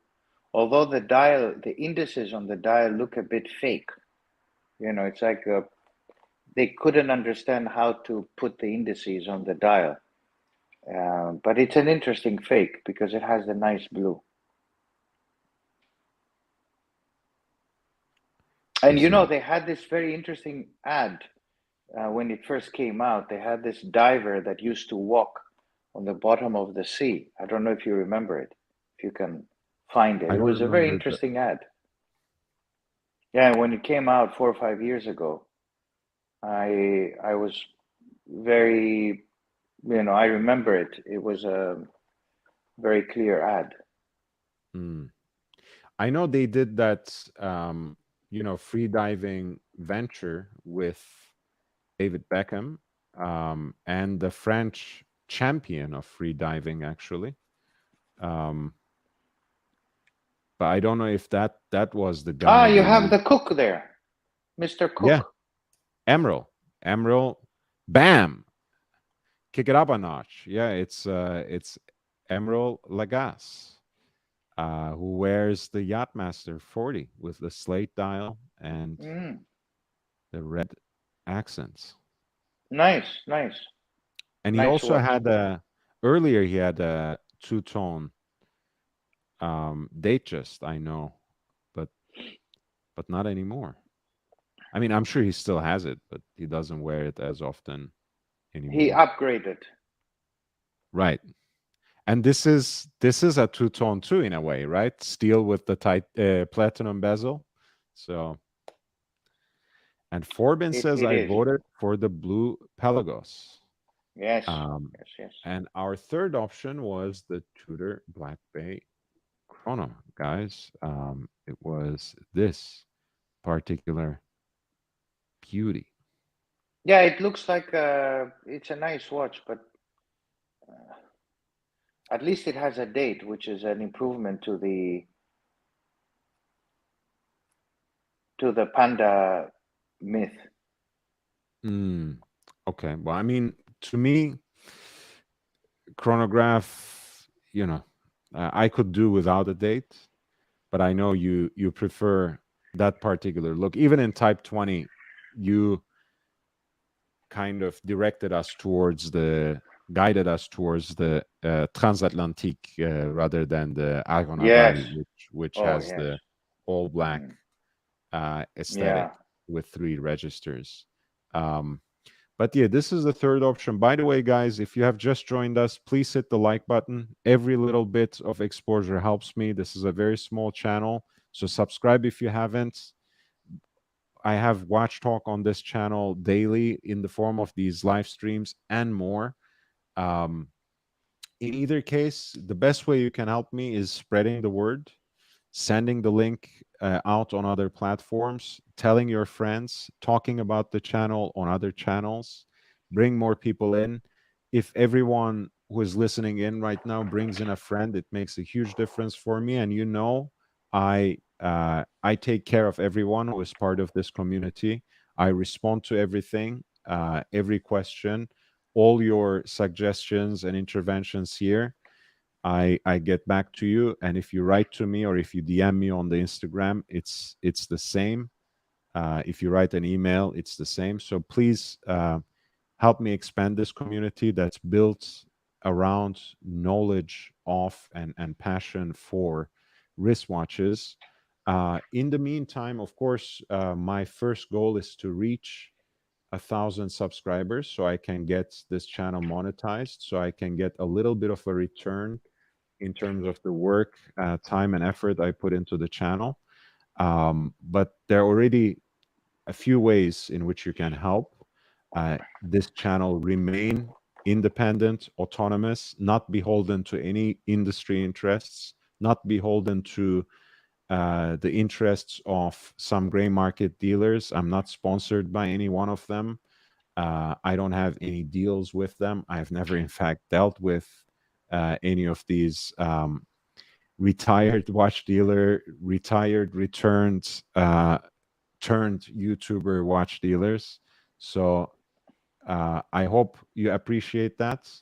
I hope you appreciate a channel that's simply built for its audience and by its audience, and it's completely at behest of its audience. So if you want to contribute in some other way, if you want to help this particular ethos of the channel, if you want to help it stay self-sustaining and independent, you can use PayPal at lordhellespontv@gmail.com, lordhellespontv@gmail.com, my primary point of contact. So for specialized, personalized content, that's the best way to communicate.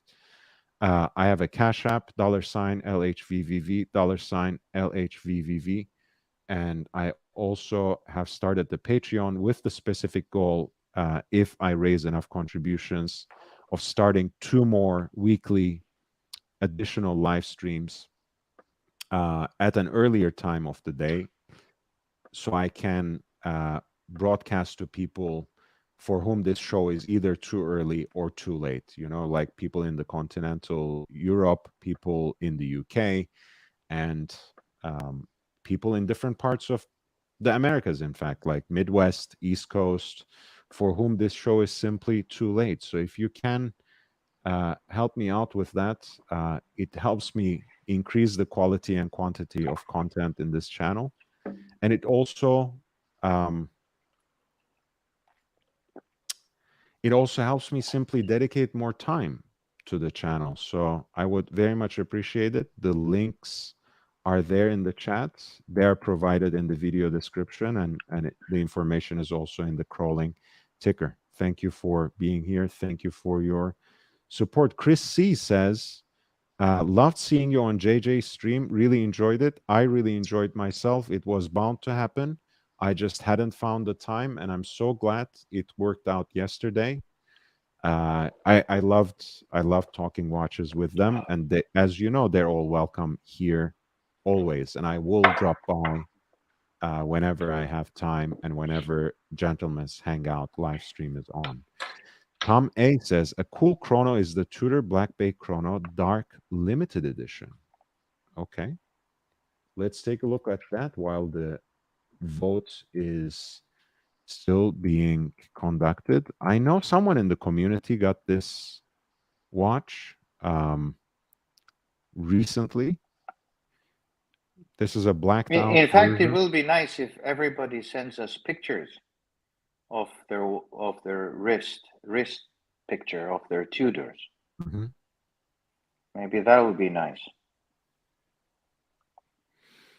This is nice, but it's like dark. I mean, Yeah, it's it's a black. Yeah, it's more for me than you, Professor. You're a very jovial, lighthearted, how should I put it? Philanthropic, humane person. Unlike me, I'm a goth lord. I'm evil inside, fuming, Evil, I don't know if you're evil lunatic. inside. Oh, lunatic, we're all lunatics. It's okay. OG Baby Girl says 10 people already watched a short from your channel I put on my page yesterday. Thank you. That's very kind, OG Baby Girl, advertising my channel. I really appreciate you being here and making that effort. It makes guys, again, if you pull in one more person into the community, for me, that's very precious, because once again, for me, each and every one of you is important, and I like being in touch directly. But you know how things work out online. It's really viral and exponential. So if I reach one more person, that means I might be able to reach through that person 3 more people, and it just adds up, and branches out. So that's great. GB Vol says, how many homes do you have, Professor? How many homes? Oh, like what? Like, how many homes do you have, Professor? How many That's homes do I have? Yeah. Well, how? I don't know. I mean, I have. You have to keep that in secret. It's Oh, because they see me with different backgrounds. Right. Well, I mean, I do have. I do travel quite a bit. So, I mean, if I actually show you where I go, you'll join me. How about that? Sometimes. I'd love to join El Profesor. Yeah, this is very cool. And this says Lord is popular. Lord is popular. Yeah, God bless. God bless, man. Thank you. OG baby girl, your legs are very nice, he says. And a golf, Lord. What do you mean? No, a golf, Lord. Golf. The lead says, hey, last night on the horology dungeon, Marcelo was allowed on. He identified himself as Laughing Face in your live stream chats. Just saying as a heads up, don't know if it means anything. I have recently unbanned a lot of people. So he might have slipped, he might have slipped through. And as long as he is not disruptive, he can be in the chat, but not as Marcelo time. Because I'm not gonna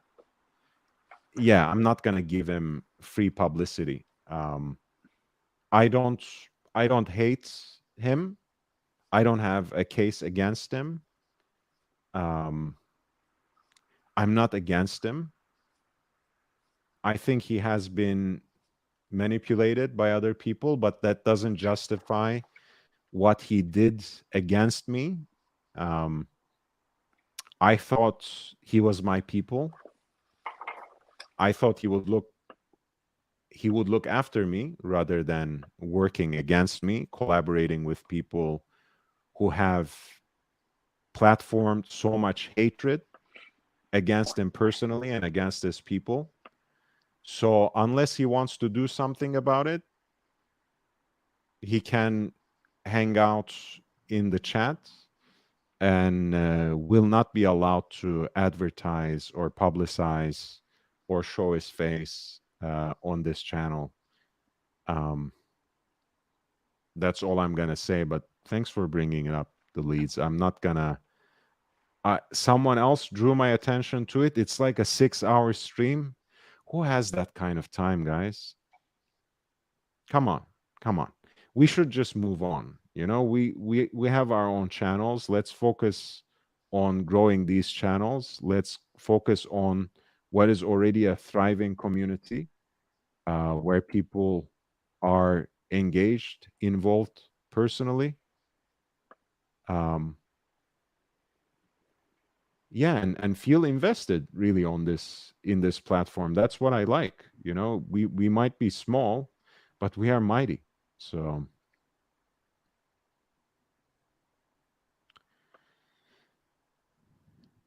all right, so how is this voting going? Let me check. Ooh, the Panda has been gaining ground, now 29%. The Pelagos Blue is 24%, and Black Bay Bronze still leading the pack, the 58 bronze, with 47% of the votes.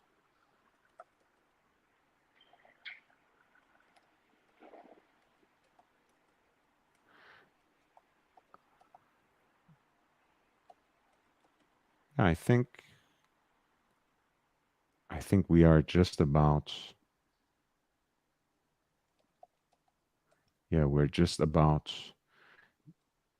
ready to be done. We have about 10 minutes, guys. You know, I run my live streams usually for about 4 hours.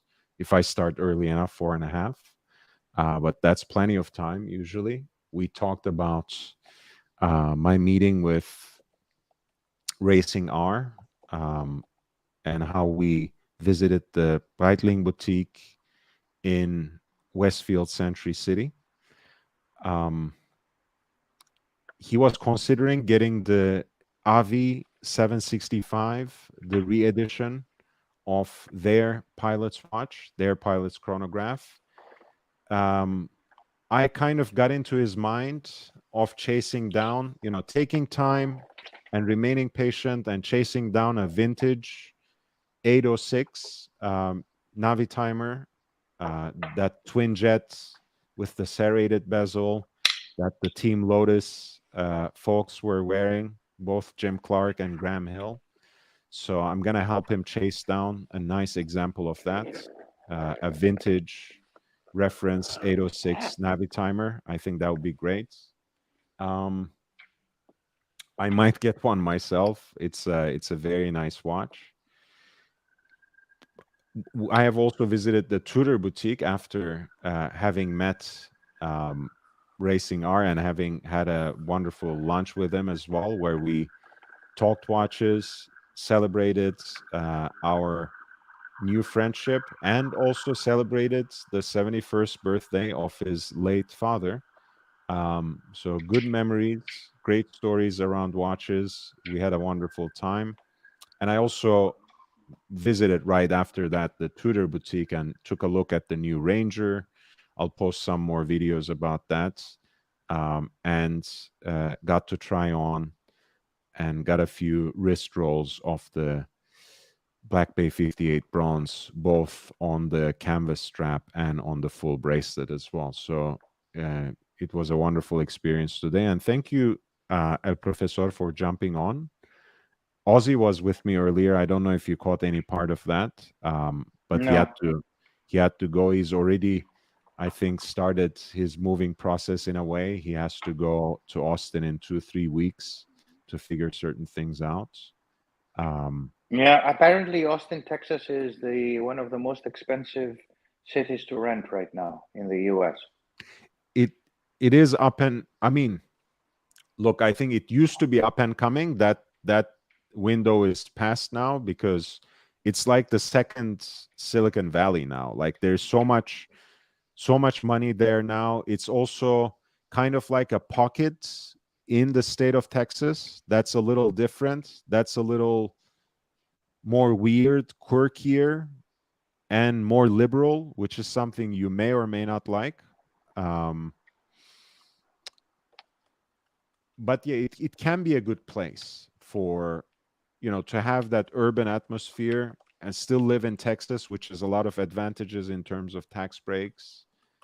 And yeah, they seem to have made their minds up, and I think it's like Ozzy and his wife, she decided that they should move to Austin, and they're going to move to Austin. So there's not much discussion to be had, Professor, I think. Oh, our Paul Isamidis says, I hope you're doing well. I hope you're doing well too, my friend. And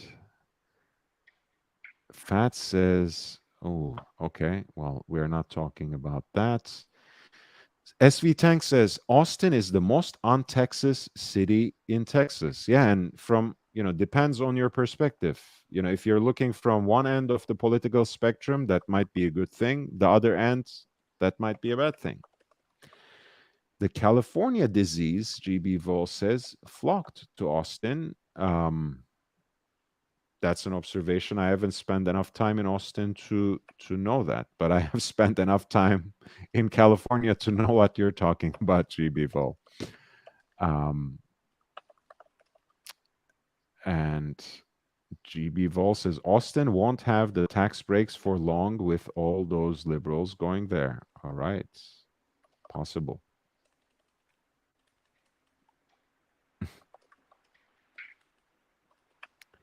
And Paul says, I'm okay, but I can't sleep with this heat. You see, the UK can't take the heat. El Professor, you're right. No, they can't. They will. Half of them will just go crazy today. Poof. So how's the weather like again? 43 degrees Celsius. They Oh, will bake, burn, and I don't know. I mean, this is a country that doesn't have any ACs at home, at least. In the public areas, they do, but in homes, in people's homes, they have no AC. So it's just a day. It's not a big deal. They can just of course. put themselves in the refrigerator for a couple of hours and come out. Yeah, just for And 1 day. tell if they don't eat, if they stay away from eating fatty foods and drinks for a day, that should be fine. It's okay. Other people have no means to cool themselves down. Yeah, Half of the speaking of world which, doesn't have AC. I just went to my fridge and got a little bit of cold weather myself, a little bit of a breeze. But this is all the effects of climate changing, and it's all our doing. We repent, Professor. It's We repent, all but going it's to be not okay. enough. We'll end up repenting, but our future generations will suffer greatly. So this says, yeah, Israel is very hot right now. Thankfully, I have an AC. And Paul says 43 degrees Celsius today. GB Vol says the UK doesn't have AC. Buckingham Palace doesn't have AC. And GB suggests go to a movie theater. Paul says cold sparkling water is key. Yes. Yeah, or you go to a supermarket and go to the refrigeration section and keep on walking around. That should be fine.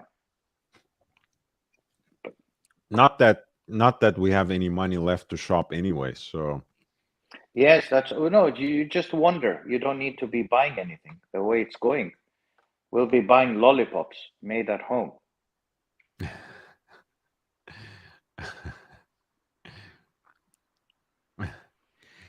so the poll is coming to an end. Let's check it out. Guys, this is a healthy lead for Black Bay Bronze, 43%, sorry, 47%.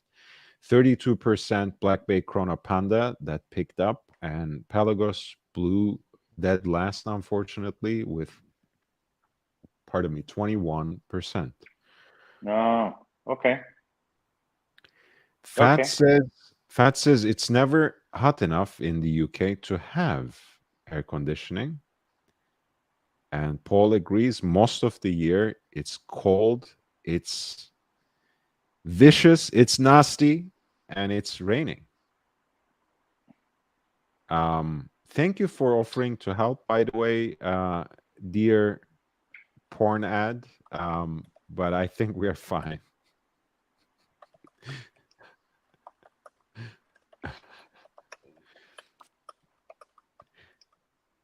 Yeah, that's gotta love spam. Gotta love spam. Gotta love the trolls. Gotta treat them. Gotta take care of them. And we sure know how to take care of trolls on this channel.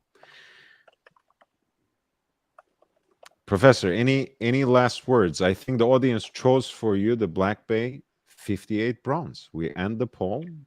Winner with That's your favorite 37%. watch. That's your favorite watch, isn't From it? the For me, from the Tudor lineup, absolutely. Yeah. I think the bronze 58 is my favorite. Yeah, and I think you were the one who actually pinpointed that particular model to me. So you highlighted the beauty of that watch, and I did. I do see it as a beautiful watch. It stands out Nice. So from the rest. I wait, I turned your attention to something from the Tudor catalog that you didn't really care much about Yes, before. I didn't care. I said now they're collecting bronze pots and pans, and they're making watches out of it. You know, stingy Swiss. They're melting the pots and turning them into watches. But it looks very nice, I It have to say. does. It's I think it's a really beautiful watch, and look, I mean, it's not usual anymore to see watches in bronze, but I think this is treated really well. The examples of patina I've seen on people's watches have usually been quite nice. Um, I would probably try to preserve it in a certain way, not patinated excessively. I think the way it turned out on this store/floor example is actually quite nice, because it's like it still has a little bit of a sheen in it, but it's dulled out. It's almost been matted out, as if it's been treated, but it's just the way it aged by people handling it and trying it on in the boutique, and it just feels pretty cool. And again, it's an interesting project. For me, I was also interested in it because I see all these. I like sculpture in general as a form of art. Probably um, sculptures and statues are my favorite, especially if they are in public space. Even when it's just a sculpture garden, I love the fact that a good piece of art changes your not only your perception but your experience of the entire space. Um, and a painting can do that too. Don't take me wrong, but there's something about having the physical substance of a meaningful bronze sculpture holding your attention in a certain open space.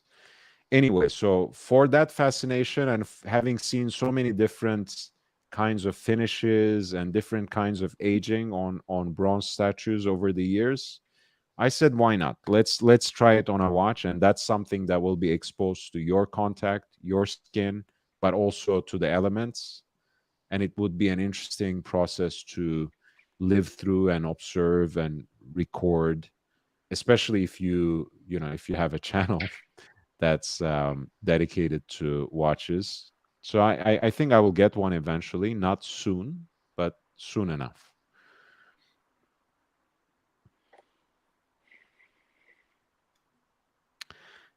Yeah, Fat says that spam is on every channel on YouTube, even the news. Yeah, well, I mean, look, it's offering a cure to loneliness. So, Uh-huh. it's who wouldn't want that? Who wouldn't want some of that? Um, I think Let's go. that that's a good point to end the show today. Guys, thank you for curing my loneliness by being such wonderful company tonight, helping us talk through and think through Breitling and Tudor, um, and some options for annual calendars, both in the classic dress watch sense that we found, of course, in Vacheron Constantin Historique 1942 triple calendar, in Blancpain, Viré, Quintième complet. We have found also, of course, sportier options in the Bathyscaphe, Quintième complet in Blancpain, the flyback chrono complete calendar also that they have in 50 fathoms is a cracking watch and a great deal on the secondary market as well. And it is that big chunk of steel that the professor would actually like. We have, of Yes, course, brought wear it with confidence. up the usual example of 50-35, right, in your metal of choice. If you have the budget in the secondary market, the 37 millimeter version, the pre-2009 version of Patek Philippe annual calendar with that Geneva seal on the movement. Why not? That's a beautiful Yeah, option as well. why not? Go broke. And, Why not? and we have also, yeah, we have had Aussie expat. We have our guest of Aussie honor, expat. We love El him. Professor, saying goodbye to you with me tonight. So it was great. Thank you for being here. And Paul says, by the way, as parting words, depending on how the patina develops, this watch could even increase in value over 20 years. Hey, I mean, it could, but I'll I be know dead for a by fact, then, but yeah. I know for a fact that it would increase in sentimental value for the person who wears it for 20 years. There's no doubt about that.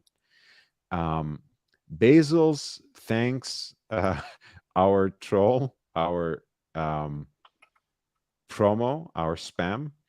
Professor is a legend. Fat says, Thank you. Forbin says, thank you, Lord and Professor. And Basil says, of course, in addition to the porn spam, I also thank Lord and Professor. Ciao, guys. I'll see you tomorrow. And until then, take care. And you know how to contribute to the channel. So I really appreciate if you would upvote on the way out, subscribe if you haven't, and spread the word. Thank you.